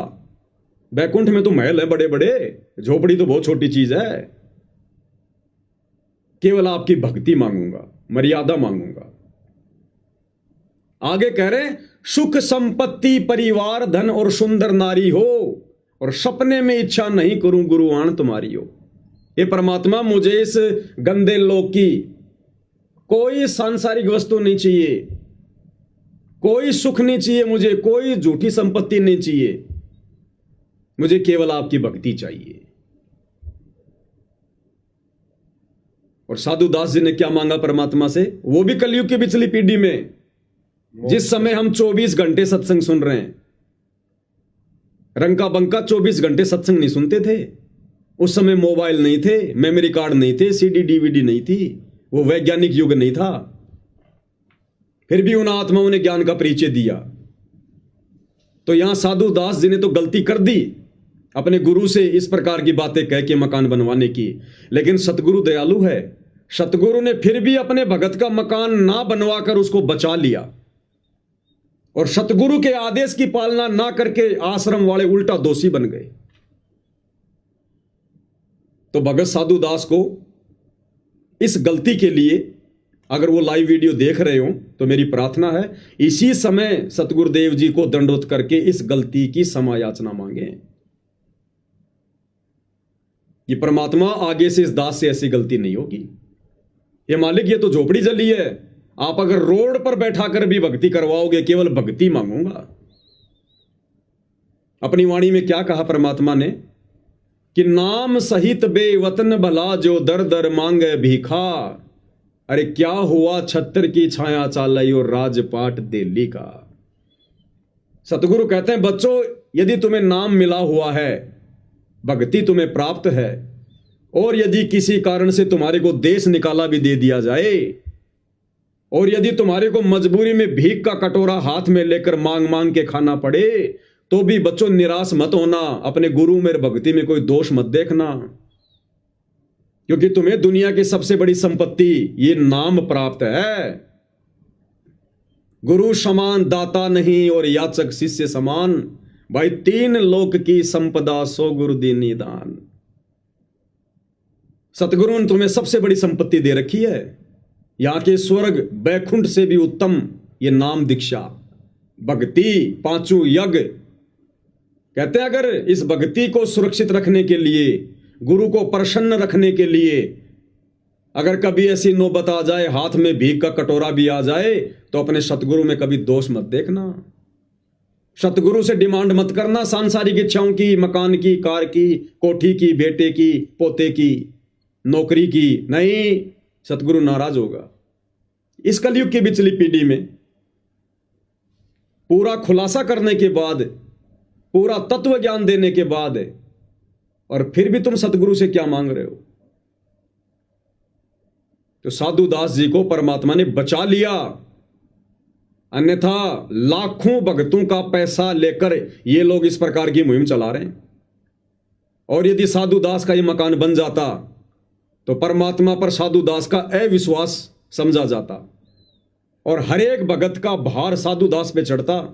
इस कलयुग की पिछली पीढ़ी में पार नहीं हो पाता, और पार नहीं हुआ तो अगले जन्म में ना जाने किसी भगत का तो गधा बनता, किसी का सूअर बनता, किसी का बैल बनता, किसी का ऊंट बनता, सबका चुकाना पड़ता। तुमने उस दरगाह का महल नहीं देखा, धर्मराज के तिल तिल का लेखा। तो ये साधु दास जी पर बहुत बड़ी मेहर हुई है गुरुदेव की। ऐसे मकान तो परमात्मा लाख बनवा देगा। अगर ज्यादा ही मन में इच्छा है तो भगवान तुम्हें बहुत बड़ा रियल एस्टेट का बिल्डर बना देगा। लेकिन सत्संग को आधार बनाना, ऐसी इच्छा कभी मन में मत करना। गुरुदेव ने सम्मन की कथा बताई। सम्मन ने सतगुरु को भोजन करवाने के लिए आटा चोरी करते समय अपने बच्चे की गर्दन काट दी, और गर्दन काटने के बाद में सम्मन के मन में जरा सा दोष आ गया। उसको दोष तो नहीं कह सकते, लेकिन मन में जरा सा विक्षेप आ गया, एक बात आ गई मन में कि यदि आज मैं पैसे वाला होता, यदि आज मैं धनी होता, यदि आज मेरे पास में धन होता, तो मैंने अपने बेटे की गर्दन नहीं काटनी पड़ती। बस इतनी सी बात उसके मन में आई थी कि आज यदि मेरे पास में धन होता, परमात्मा ने उसकी वो इच्छा भी पूरी करनी पड़ी और उसी जन्म में उसको दिल्ली का 1 नंबर का सेठ बना दिया। गुरुदेव कहते हैं सेऊ और नेकी तो पार हो गए, लेकिन वो भाई फंस गया मन में जरा सा विक्षेप पैदा करके। जबकि साधु दास जी ने तो मकान मांग लिया भगवान से, मकान। और फिर अगले जन्म में वो ही सम्मान वाली आत्मा 9 शेरवा का बादशाह बना, 80 गंज खजाने।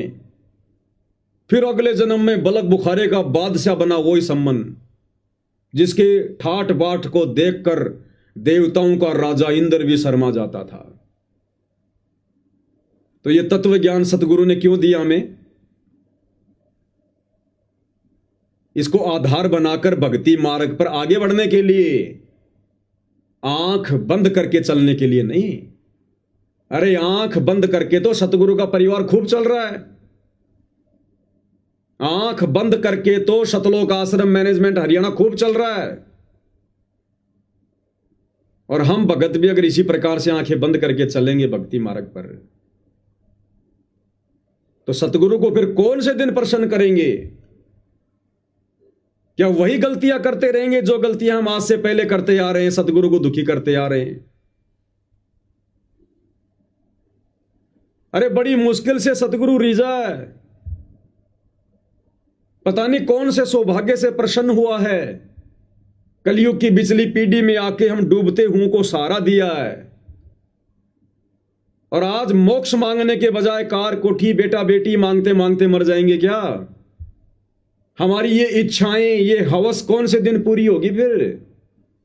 जहां इच्छा, जहां आशा तहां बासा हुई, मन कर्म वचन सुमरियो सोई। हम तो फंस जाएंगे ही, काल फंसा लेगा, वो तो तैयार बैठा है। सावधानी हटी दुर्घटना घटी। तो कजोड़ दास जी, ये बहुत बड़ी एक दया, एक बहुत बड़ी मेहर मुझ पवन दास की नजरों में साधु दास जी के ऊपर हुई है। और आश्रम वालों ने गुरु के आदेश की अवहेलना करके उस भगत का मकान ना बना के अपने कर्म फोड़ लिए, और अनुपदेशी जगत वालों के फ्री में मकान बना बना के इस नादान संगत के सिर पर भार चढ़ा रहे हैं। भाई सतगुरु ने हमें क्या आदेश दिया कि बच्चों, ना हमने किसी का फ्री का लेना, ना किसी को फ्री में देना। ये आश्रम वाले क्या कर रहे हैं? अरे ऐसे वचन अपने भक्तों को कहने वाला भगवान गुरु क्या आज खुद अपनी जुबान से फिरेगा? क्या फ्री में अपने भक्तों के दान धर्म से लोगों के मकान बनवाएगा, लोगों के घरों में राशन डलवाएगा? फिर तो सतगुरु दोगला हो गया इन लोगों के अनुसार। तो भाई साध वचन पलटे नहीं, चाहे पलट जाए ब्रह्मांड। सतगुरु ने जो वचन भक्ति मार्ग पर निकाल दिए, क्योंकि सत्संग उनका विधान है। ये सत्संग भक्ति का विधान है, संविधान है। ये सत्संग आज भी भक्ति के आधार है, और जब कल को सतगुरु लीला करके सतलोक चले जाएंगे, उसके बाद भी यही सत्संग भक्ति मार्ग पर भक्तों के लिए आधार बने रहेंगे। तो सतगुरु ने तो स्पष्ट कह दिया, बच्चों हमने तो ये लेन देन को समाप्त करके अपने ऋण संबंधों को घटाना है, समाप्त करना है। और ना हमने किसी को फ्री में देना है, ना हमने किसी का फ्री में लेना है। अगर किसी की मदद भी करनी है तो उधार देकर मदद करो, ताकि समय आने पर वो तुम्हें पैसा वापस कर दे और तुम्हारे ऊपर भार ना चढ़े। अब यहां तो सरेआम फ्री में 15-15 लाख के मकान बनाए जा रहे हैं। उस घर में गैस सिलेंडर, अलमारी, राशन, आटा चक्की, सिलाई मशीन, पूरा दहेज का सामान दिया जा रहा है। भगतों को ऋणी बनाया जा रहा है। जो जो भगत दान देकर सहयोग कर रहे हैं, ज्योति पाठ का पैसा देकर आश्रम वालों का सहयोग कर रहे हैं, वो सब दोषी बन रहे हैं परमात्मा के विधान अनुसार। ये परीक्षा क्यों ले रहा है सतगुरु इतना ज्ञान देकर 2014 से? यही देखने के लिए कि कितने भगत तैयार हुए हैं सतलोक के लिए। जो यहीं पर ठगी का शिकार हो रहे हैं, वो त्रिकुटी पर तो सौते ही ठगे जाएंगे। ये हमारी रिहर्सल चल रही है, ये ज्ञान और अज्ञान की लड़ाई चल रही है।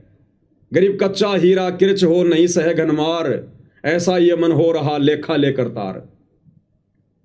तो ये सारा का सारा जो ये प्रोपेगेंडा है, ये मान बढ़ाई और चौधर के लिए है, और ये काल करवा रहा है इन आश्रम वालों के सिर पर बैठकर, सतगुरु के बेटा बेटी भाई बंधु रिश्तेदारों के सिर पर बैठकर। और यहां नादान संगत ने विचार करना चाहिए था, जैसा कि आप जी ने वीडियो की शुरुआत में भाई बहनों से प्रार्थना की थी कि भाई और बहनों, ये देखा देखी का मार्ग नहीं है, ये देवकी नंदन ठाकुर का, धीरेन्द्र शास्त्री का, अनिरुद्धाचार्य वाला भक्ति मार्ग नहीं है। इस भक्ति मार्ग पर काल कदम कदम पे चलेगा, जाल फैलाएगा, और हमने आंखें खोल के चलनी है। हमने ये सोचकर किसी पर आंख बंद करके विश्वास नहीं करना कि ये गुरुजी का बेटा है, ये गुरुजी की बेटी है। अरे गुरुजी के बेटे ने तो सतलोक में हमारे को ठग लिया। वो ज्योति निरंजन गुरुजी का तो बेटा था, उस बेटे के चक्कर में आ गए हम सतलोक में। आज हमें गधा कुत्ता सुअर बना के घुमा रहा है यहां, और आज जब वापस सतलोक जाने का समय आ रहा है तो वही गुरुजी के बेटा बेटी फिर से काल प्रेरणा से हमें ठगने को तैयार हो गए। तो भक्तों ने यहां अपने गुरु के ज्ञान को आधार बनाकर भक्ति मार्ग पर कदम रखना है। यह परिवारवाद वाला मार्ग नहीं है, वंशवाद वाला मार्ग नहीं है, भाई भतीजे वाद वाला मार्ग नहीं है कि गुरुजी का बेटा कहेगा वैसा करेंगे, गुरुजी की पत्नी कहेगी वैसा करेंगे। कौन है गुरुजी की पत्नी, कौन है गुरुजी का बेटा बेटी?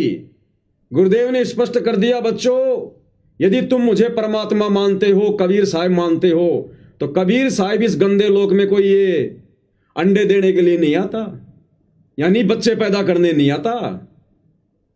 वो परमात्मा कोई अलग पक्षी थोड़ी है जो आसमान से अपना बच्चा यहां छोड़ेगा अंडा।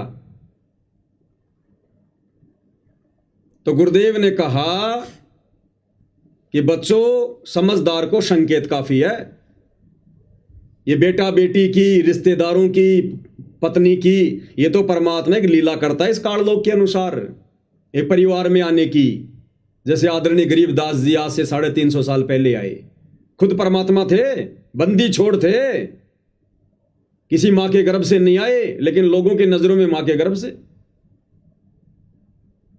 वही किसान परिवार, वही जाट परिवार, 6 बच्चे और सतगुरु का पद, वही लीला सतगुरु रामपाल जी कर रहे हैं। जाट परिवार, किसान परिवार, 4 बच्चे, शादी, और आज सतगुरु की भूमिका। और अंत में जब गरीबदास जी गए शरीर छोड़ के, उनकी अस्थियां नहीं मिली, उसके बाद में उनके गांव वालों की, उनके परिवार वालों की आंखें खुली कि भाई ये तो साक्षात पूर्ण ब्रह्म परमात्मा थे, सौद स्वरूपी राम थे, और हम तो धोखा खा गए इनको अपने जैसा व्यक्ति मान के, मानुष मानकर, अपना बाप मानकर, अपना ताऊ मानकर, अपना चाचा मानकर। तो वही लीला परमात्मा आज कर रहे हैं सतगुरु रामपाल जी के रूप में। और हम सोच रहे हैं इन्होंने जन्म लिया है, इन्होंने बच्चों को जन्म दिया है। ये परमात्मा 1 सेकंड में क्या लीला कर जाए, काल को भी नहीं पता चले हम जीवों की क्या औकात है। तो हमने तो ज्ञान को आधार बनाकर, सतगुरु को स्वयं कबीर परमात्मा मानकर, अजन्मा मानकर, स्वयंभू मानकर कि ये सतगुरु रामपाल जी भगवान स्वयं कबीर परमात्मा है और कोई शक भी नहीं है, और ये किसी मां के गर्भ से जन्म लेके नहीं आए। अगर मां के गर्भ से जन्म लिया है तो ये परमात्मा नहीं हो सकते, और ये परमात्मा नहीं हो सकते तो फिर हमारा भी उद्धार नहीं हो सकता, हम भी सतलोक नहीं जा सकते। क्योंकि आत्माओं के मोक्ष के लिए स्वयं कबीर परमात्मा सतलोक से चलकर सतगुरु का चोला धारण करके यहां आते हैं। हम नित्य नियम में रोज पढ़ते हैं लास्ट में, गैबी ख्याल विशाल सतगुरु अचल दिगंबर थीर है, और भक्ति हेत अन्य काया धर आए, अविगत सत्य कबीर है। तो ये वो कबीर परमात्मा स्वयं धरती पर प्रकट है। ब्याह शादी करने की, बच्चे पैदा करने की मालिक लीला करता है, जैसे गरीबदास जी ने की। ये अपनी पहचान अपने तत्व ज्ञान से करवाएगा, और संगत यहीं पर धोखा खा गई। संगत ने सतगुरु के कलयुगी परिवार की पूंछ पकड़ ली, उस परिवार ने काल की पूंछ पकड़ रखी है। अब अंत में संगत को कहां ले जाके छोड़ेंगे ये? समझदार भगत को तो संकेत ही काफी है। तो मुझे तो इनकी हरकतों को देखते हुए, इनके मनमाने आचरण को देखते हुए, क्योंकि इस प्रकार की ये मुहिम, ये काल की मुहिम हो सकती है, सरकारों की मुहिम हो सकती है, इस प्रकार की मुहिम संतों की नहीं होती। संत अपने आशीर्वाद से, भगत के धंधे में बरकत देकर, भगत के बच्चों को नौकरी लगाकर, अन्य बहुत सारे तरीके हैं, भगत के खेत में फसल में दे देगा बरकत। ये परमात्मा तो अलमारी में पैसे बढ़ा दे, तिजोरी में पैसे बढ़ा दे, अपने भक्तों को मजदूर बनाकर इस प्रकार से कार्य करवाने नहीं आता। ये तो भक्ति करवाने आता है। मजदूरी तो काल की अमावस से पहले ना कर रहे थे। तो कजोड़ जी, मुझे तो लगता है टोटल ये चौधरीपना प्राप्त करने का, मान बढ़ाई प्राप्त करने का, इस ज्ञान को ना समझ पाने के कारण, क्योंकि जरूरी थोड़ी होता है कि कोई सतगुरु का बेटा है, बेटी है, रिश्तेदार है तो ज्ञान को बहुत अच्छा समझेगा। किसने समझा? वो कमाल नाम का लड़का सतगुरु के झोपड़ी में रहा बचपन से और अंत में गुरुद्रोही हुआ, नहीं समझ पाया ज्ञान को। और बाकी 64 लाख भगत सोच रहे थे कि कमाल जितना ज्ञान किसी को नहीं है। धर्मदास के घर में काल का दूत पैदा हो गया, नारायण दास। गरीबदास जी के चारों बेटों ने आगे चल के भक्ति छोड़ दी। नानक जी के दोनों बेटे श्रीचंद और जयचंद नानक जी से विमुख हो गए थे, क्योंकि नानक जी ने अंगद को अपना उत्तराधिकारी बना दिया। नाराज हो गए, छोड़ दिया पंथ को, अलग पंथ चला दिया, निर्मल पंथ, बेड़ा गर्क कर दिया लोगों का। तो कहते हैं घर का जोगी जोगना, बाहर का जोगी सिद्ध, और दीपक तले हमेशा अंधेरा रहता है। ये सतगुरु का परिवार केवल माया को देखकर जुड़ा हुआ है, माया को देखकर। ना ज्ञान आधार इनको पहले था, ना वर्तमान में है। अब ये नादान संगत को विचार करना चाहिए, भाई तुमने किस चीज को आधार बनाकर ये निर्णय लिया है। भाई परीक्षा का समय है, सतगुरु तो कुछ भी आदेश देगा। परीक्षा के समय में सतगुरु कुछ भी आदेश देकर भगत की परीक्षा लेगा। सतगुरु तो कह देगा, हाँ बच्चों ये अन्नपूर्णा मुहिम मैंने चलाई है, मेरा आदेश है। लेकिन सतगुरु ने सत्संगों में क्या समझाया? परीक्षा के समय में तो सत्संगों को आधार बनाया जाएगा। जिस प्रकार सतगुरुदेव हमें कथा सुनाते हैं, एक संत के बहुत सारे शिष्य थे, संत ने काफी ज्ञान दिया, फिर एक दिन उनकी परीक्षा लेनी चाहिए और सतगुरु ने पहले सबको सामने बैठा कर कहा कि देखो भाई, गुरु से बढ़कर कोई नहीं होता, गुरु की आज्ञा सबने माननी चाहिए। जो गुरु की आज्ञा नहीं मानता वो गुरुद्रोही होता है, उसको तो नरक में भी ठिकाना नहीं है। सबने कहा हाँ गुरुदेव, गुरु की आज्ञा माननी चाहिए। फिर उस गुरु ने तुरंत कहा कि भाई अब मेरी आज्ञा है, मेरा आदेश है, अपने अपने पैर का जूता निकालो, मेरे सर में 5-5 मारो, सबकी गर्दन नीची। तो गुरु ने कहा, अरे बस, अभी तो तुम क्या कह रहे थे कि गुरु की आज्ञा माननी चाहिए, गुरु के आदेश की अवहेलना करने वाला नरक में जाता है, और अब मैं तुम्हें आज्ञा दे रहा हूं, तुम मेरी आज्ञा नहीं मान रहे। सबकी नीची गर्दन। एक भगत खड़ा हुआ, समझदारी से काम लिया, विवेक से काम लिया, क्योंकि वो परीक्षा का समय था। अपने पैर का जूता निकाला, सतगुरु के चरणों में बैठा और अपने सिर में 5 मारी। गुरु ने कहा, भाई डांडी मत मार, मैंने तो मेरे सिर में मारने के लिए कहा है। तो उस शिष्य ने कहा कि ये गुरुदेव, इस दास का शीश भी तो आप ही का है। सिर सौंपया गुरुदेव को, सफल हुआ यो शीश, और नितानंद इस शीश पर आप बसे जगदीश। कि गुरुदेव, इस दास का शीश भी तो उपदेश लेने के बाद आपका ही है। मैंने अपने सिर पर मार दिए, समझो आपके सिर पर मार दिए। गुरु बड़ा प्रसन्न हुआ।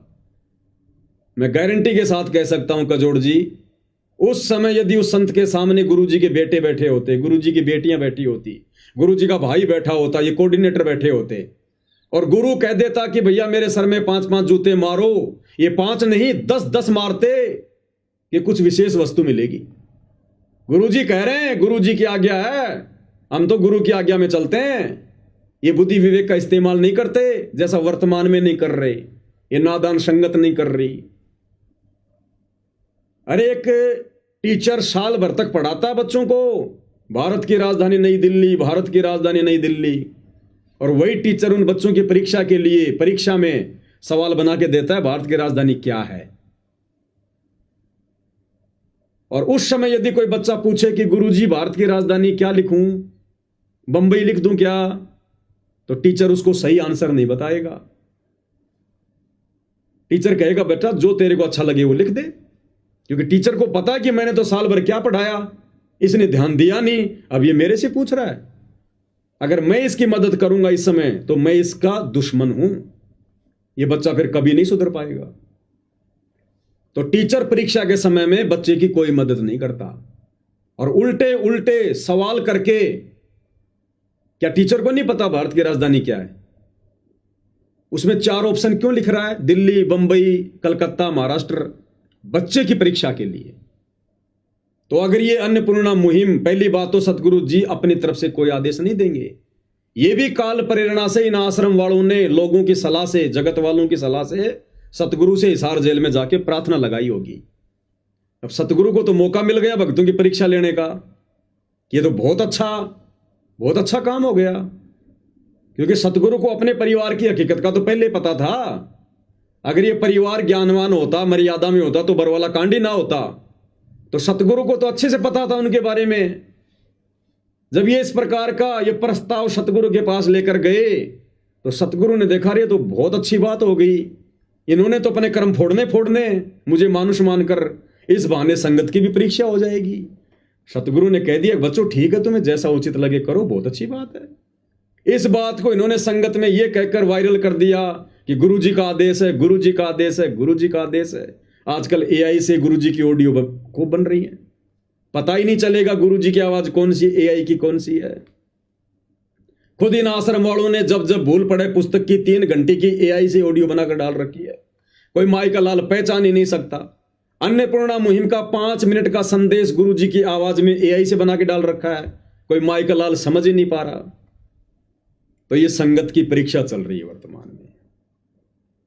और भाई ये कलयुग की बिचली पीढ़ी है, सब तो फेल नहीं होंगे। और सौभाग्य है साथ संगति से जुड़ी हुई आत्माओं का, जिन्होंने इस विकट समय में, परीक्षा के समय में ज्ञान को आधार बनाया, ना कि गुरु के परिवार को। और जिन्होंने गुरु के परिवार को आधार बनाया वो दिन प्रतिदिन इस भवसागर में डूबते जा रहे हैं, डूबते दलदल में। और जिन्होंने ज्ञान को आधार बनाया वो उभरते जा रहे हैं।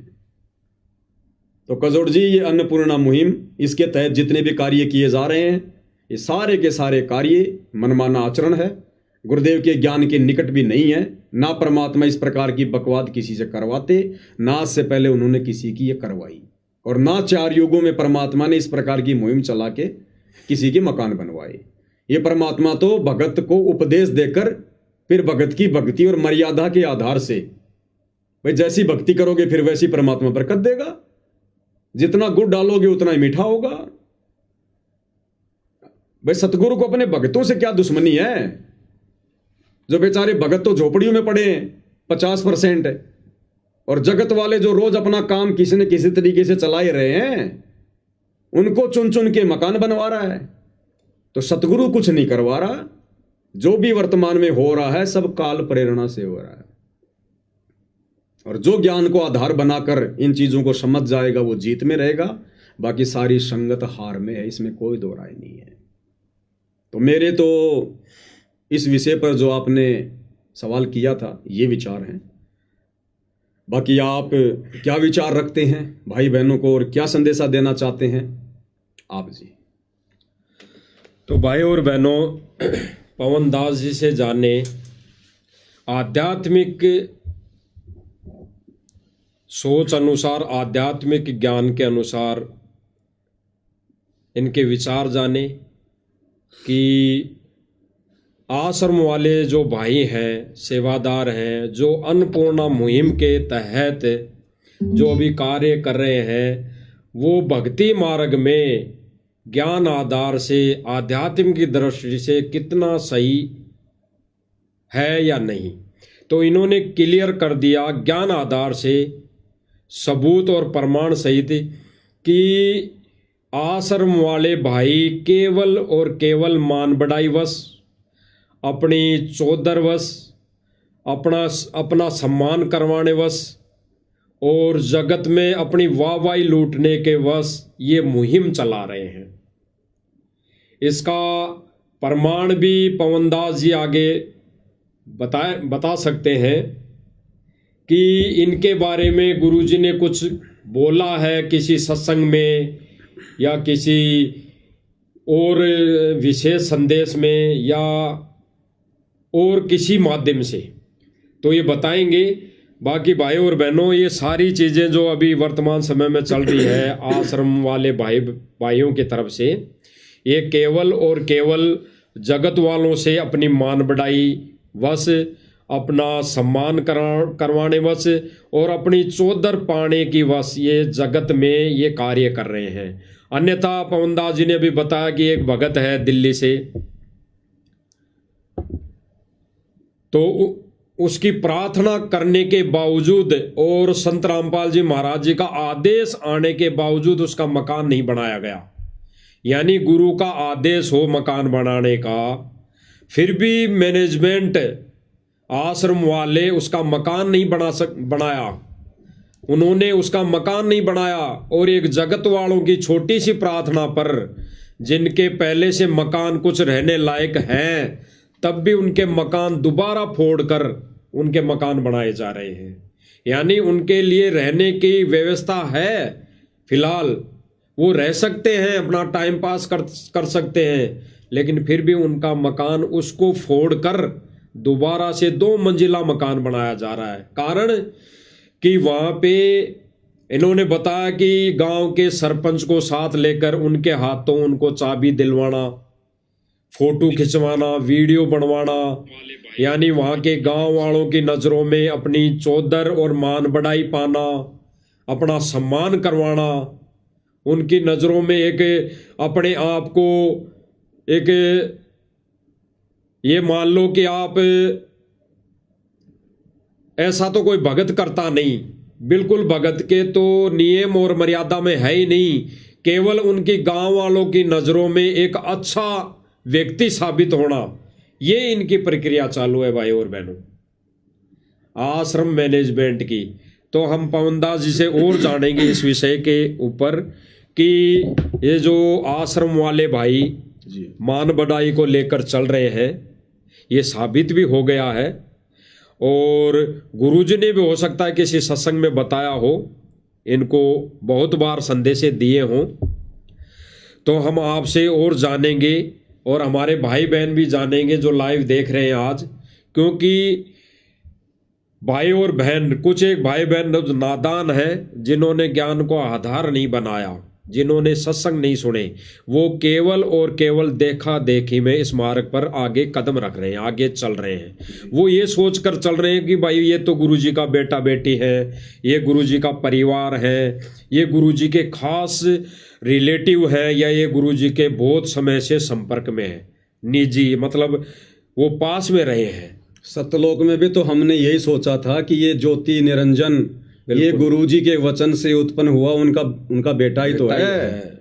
और हम उसके चारों तरफ घूम गए, वहां पर सतलोक में जब वो तपस्या कर रहा था, तप कर रहा था, हम उसको गुरुजी का बेटा मान के तो उसके चारों तरफ घूम रहे थे, और उस गुरुजी के बेटे के चक्कर में आकर हम यहाँ फंस गए किस ब्रह्मांड में। तो उसी के लिए गुरुजी ने वहां पे भी बोला सतलोक में, कबीर परमात्मा ने, कि भाई ये है काल, इस नादान की नादान के चक्कर में मत फंसो, ये तो अपने कर्म फोड़ रहा है, तुम इसके पीछे मत लगो, इसके बहकावे में मत आओ, इसकी बातों में मत लगो। और वही शायद आज वर्तमान समय में गुरुजी जेल में बैठकर ये संदेश दे रहे हैं। काल तो हमसे वही गलती करवाएगा जो गलती उसने करी, बिल्कुल वही गलती करवाएगा। उसको पता है कि इनको कैसे फंसाया जाए, बिल्कुल सतलोक में ये कैसे फंसे थे वैसे यहाँ फंसाएगा, मनमाना आचरण करवा के। तो गुरुदेव ने हिसार जेल से जो विशेष संदेश भेजे हैं 1 घंटे के, उसमें भी गुरुदेव भगवान ने अच्छी तरीके से इन कोऑर्डिनेटरों को, अपने परिवार वालों को, बड़े बड़े भक्तों को बहुत बुरी तरीके से डांट रखा है, समझा भी रखा है। और गुरुदेव ने कहा रहे हो 4 दिन का जीवन है, तुम यूं चौधर में खो दियो, इसने कर्म बना ले अच्छे, अपने यहां से निकलने की सोचो। और इनके ऐसे ऐसे कुकर्म देखकर जो हिसार जेल में शिकायतें जाती हैं, गुरुदेव ने स्पष्ट रूप से विशेष संदेश नंबर 12 में, ये भगत भाई बहनों के सामने विशेष संदेश नंबर 12 है, इसमें गुरुदेव ने स्पष्ट कर रखा है, इन कोऑर्डिनेटरों को धमका रखा कि बाढ़ में जाओ ऐसे शिष्य और बाढ़ में जाओ ऐसे कोऑर्डिनेटर।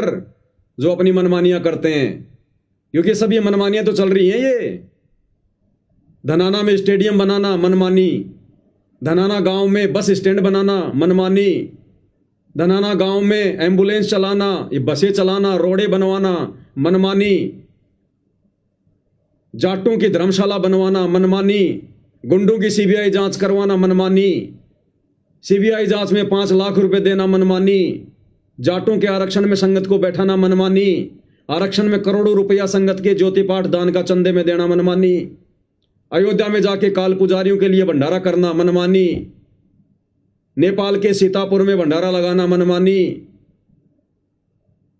मुसलमानों के विरोध में बजरंग दल वालों के साथ मिलकर मध्य प्रदेश के देवास में आंदोलन करना मनमानी, परशुराम की जयंती में जाना, भक्तों की मर्यादा तोड़वाना, समाधि पूजवाना मनमानी, मुख्यमंत्री की रैलियों में भक्तों को ले जाना मनमानी, सिरसा की अनाज मंडी में नकली कबीर पंथियों के साथ मिलकर कबीर जयंती मनाना मनमानी।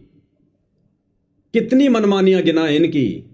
जज्जर की गौशाला में 12 लाख रुपए देना मनमानी, गुरुजी के लड़कों के द्वारा सर पर साफा पहनकर, गले में माला पहनकर, हाथ में श्री कृष्ण जी का मोमेंटो लेकर सम्मान करवाना मनमानी,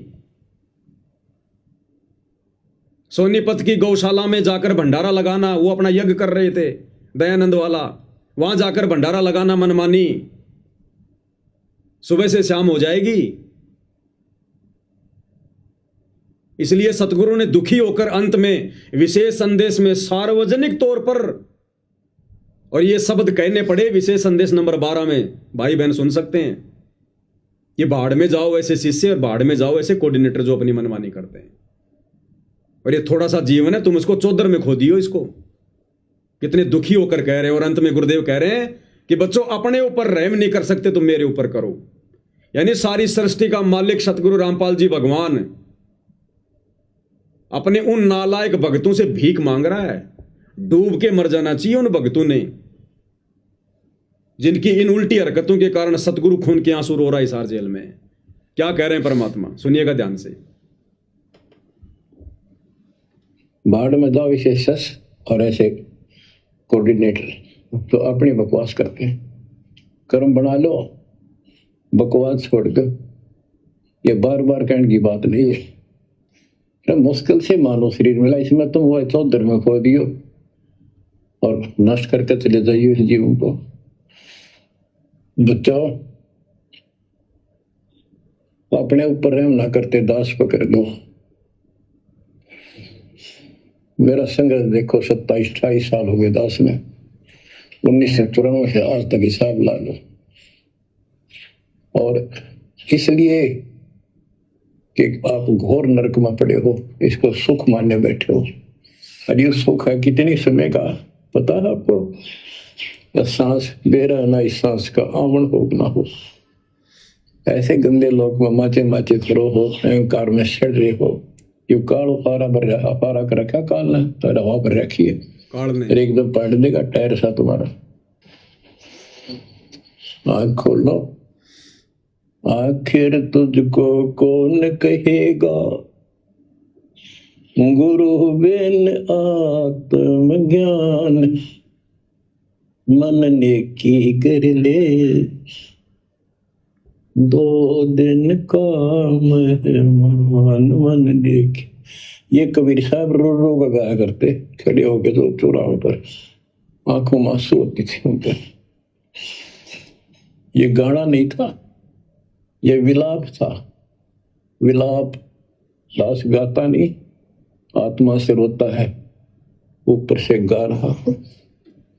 120 साल आपके बाप, आपके पिता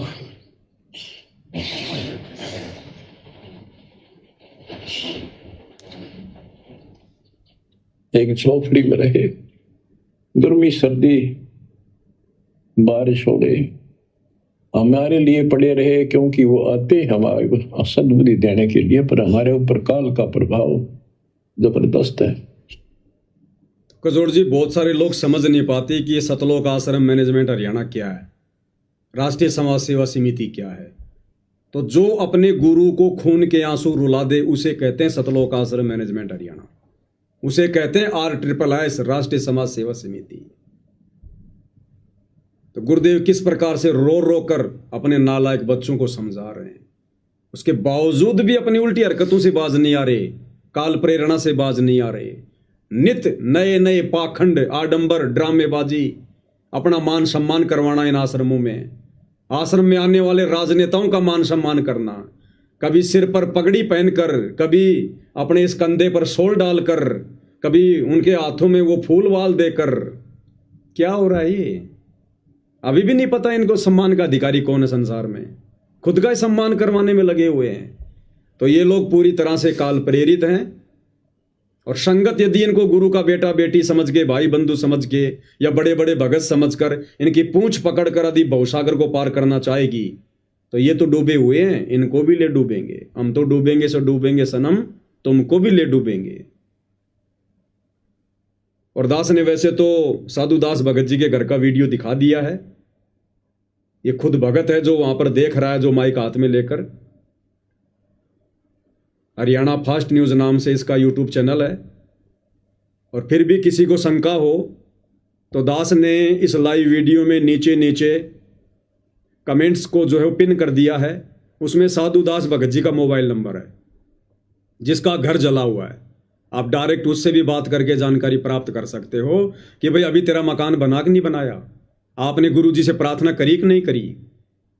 जैसी दास को सत्य जानकारी प्राप्त हुई, खुद उन्होंने मुझे मैसेज किया, उन्होंने सारी बातें बताई।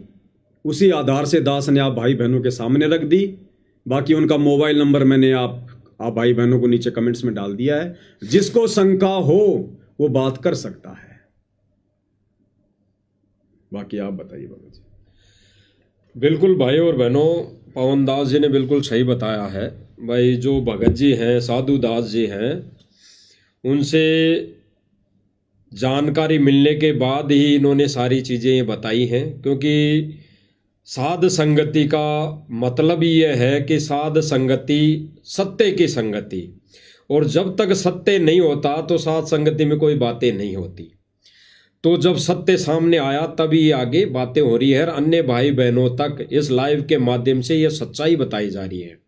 और अभी गुरुदेव भगवान का जो विशेष संदेश नंबर 12 था, इसमें गुरुदेव भगवान ने कहा है कि भाई ये काल ने हवा भर रखी है, टायर सा फाड़ देगा। ये काल ने हवा भर रखी है, तो ये हवा भर रखी तो ये गुड़ रहा है, बहुत तेजी से गुड़ रहा है। तो भाई और बहनों विचार करना, वर्तमान समय में दिन रात ये आश्रम वाले भाई, ये मैनेजमेंट दिन रात गुड़ रहे हैं, भग रहे हैं गाड़ी के पहिए की तरह, बेलगाम। और फिर गुरुजी आगे क्या करें कि एक दिन ये फाड़ देगा, इसको फाड़ेगा, ये फूटेगा गुब्बारे जैसा। तो भाई और बहनों, इनके टायरों में ये जो भक्ति रूपी टायर है ना, थोड़े बहुत जो गुरुदेव भगवान ने दिए हैं, इनमें काल ने हवा भर दी। काल ने हवा कैसे भरी? इन्होंने मर्यादा तोड़ दी। सतगुरु मर्यादा तोड़ दी तो काल का दाव लग गया। अब काल ने उनमें हवा भरना चालू कर दी, और इस हवा के वजह से, इस हवा को लेकर ये उड़ रहे हैं, भाग रहे हैं 24 घंटे रात दिन। और सतगुरु का वचन तोड़कर, जिसमें सतगुरु दुखी होकर इनको कह रहा है वर्तमान समय में विशेष संदेश में 12 नंबर में, कि भाई ये जो मान बढ़ाई है ये 2 दिन की है, फूंक निकल जाएगी, फूंक है। तो इस मान बढ़ाई को, इस चौधर में फूंक निकल जाएगी, इसको त्याग दो, दुखी मत करो गुरुदेव भगवान को। और फिर गुरुदेव भगवान ने साफ साफ शब्दों में कह दिया, स्पष्ट कर दिया कि भाई भगवान पे रहम कर लो। और अभी भगत जी ने बताया, पवनदास जी ने, कि भाई भगवान होके अगर जीव से ऐसी प्रार्थना कर रहा है, भीख मांग रहा है, तो धिक्कार है ऐसे जीव को। डूब के मरने की बात, डूब के मर जाना चाहिए। उसकी भक्ति का तो उसी दिन नाश हो चुका होता है। कि इस वर्तमान समय में, पिछली पीढ़ी में, मोक्ष के समय वो भगवान फिर भी इतना ज्ञान देने के बाद वो भीख मांगेगा। रोना हमने चाहिए भगवान के आगे मोक्ष के लिए, हमने चाहिए, रो भगवान रहा है। बताओ। तो भाई और बहनों, ये विचार करने की बात है, देखा देखी का मार्ग नहीं है बिल्कुल भी। बावों में भावक होकर ये बहने का मार्ग नहीं है, क्योंकि आश्रम वाले तो काल की हवा से चल रहे हैं। तो ये तो सारी वीडियो भी वही दिखाएंगे जैसा अभी वर्तमान समय में ये जो पिछला समागम हो चुका, इसके अंदर वही वीडियो दिखाई गई, पानी निकालने वाली, मकान बनाने वाली, और संगत उनको देख देख के रो रही हैं। जबकि गुरुदेव भगवान ने क्या कहा कि भगवान के बोले गए वचनों पर आंसू आने चाहिए। तो सत्संग में तो किसी के आंसू आते नहीं, कभी दिखाया नहीं, वीडियो में कभी भी नहीं दिखाया। और ऐसे वीडियो जो AI से बनाए गए हैं, जो काल प्रेरणा से मदद करके बनाए गए हैं, उन पर भगत आंसू बहा रहा है। तो गुरुदेव भगवान इनके ऊपर भी कह रहे हैं कि झूठे आंसू बहाने से अच्छा है ये भक्ति छोड़ दो, फिर आश्रम में आने की जरूरत नहीं। तो भाई और बहनों, हमारी तो हाथ जोड़ के विनम्र प्रार्थना है कि देखा देखी का मार्ग नहीं है, बिल्कुल ये ज्ञान आधारित भक्ति है। आध्यात्मिक दृष्टि से इस पर चलना पड़ता है। और दूसरी बात रही कि आश्रम वाले जो भाई हैं, ये बिल्कुल ही गुरुजी के ज्ञान आधार के विपरीत सारा कार्य कर रहे हैं, विपरीत संगत को ये चला रहे हैं। यानी सतगुरु जो पटरी है, ज्ञान आधारित पटरी, उससे नीचे इस आध्यात्मिक ट्रेन को उतार चुके हैं। बाकी बचने वाले भाई बहन तो भाई अपना बचाव कर लेंगे। साथ में दो नाव चल रही हो तो भाई एक नाव में अगर छेद हो रहा है तो भाई तुरंत ज्ञानवान भगत का, ज्ञानवान आत्मा का एक ही उद्देश्य, एक ही फर्ज बनता है कि उसमें से छलांग उस सत्य की नाव में लगा जाए। बेड़ा देखा जरजरा उत्तर चले फड़क। तो ये ही सतगुरु का आदेश है, सतगुरु का वचन है, तभी हम बच सकते हैं भाई और बहनों। तो ये आश्रम वाली जहाज तो भाई डूबने वाली है और परमात्मा ने सात संगति रूपी नौका बिल्कुल बराबर में खड़ी कर रखी है। समझदार होगा वो तो डूबती जहाज से तुरंत छलांग मार देगा सात संगति में भाई। और जिसने मरना भाई वो बैठा रहेगा आंखें बंद करके। बाकी जो भी भाई बहन इन वीडियो को कुछ कमजोरी के कारण समझ नहीं पाता है, लाइव वीडियो को, इन लाइव संदेशों को, और वो इनको ना समझकर कुछ अटबड़ सी करते हैं, तो भाई और बहनों विचार करने की बातें हैं। भाई विचार करने की बातें, उनसे तो अच्छी बात यहाँ है, उनसे तो अच्छी बात यहाँ है, वहाँ यहाँ राजनीति तो नहीं हो रही, यहाँ किसी का पक्ष विपक्ष तो नहीं हो रहा, यहाँ किसी धरना प्रदर्शन पे तो नहीं ले जाके बैठाया जा रहा। यहाँ पे केवल गुरुदेव भगवान की महिमा ही तो गाई जा रही है, महिमा ही तो बताई जा रही है। गुरुदेव भगवान के सत्संग आधार से सारी चीजें बातें की जा रही है। ऐसा तो नहीं कि मर्यादाएं तोड़वाई जा रही, तो उससे तो अच्छा है, कम से कम भगवान को रिझा रहे हैं जो भी भक्ति क्रिया करके।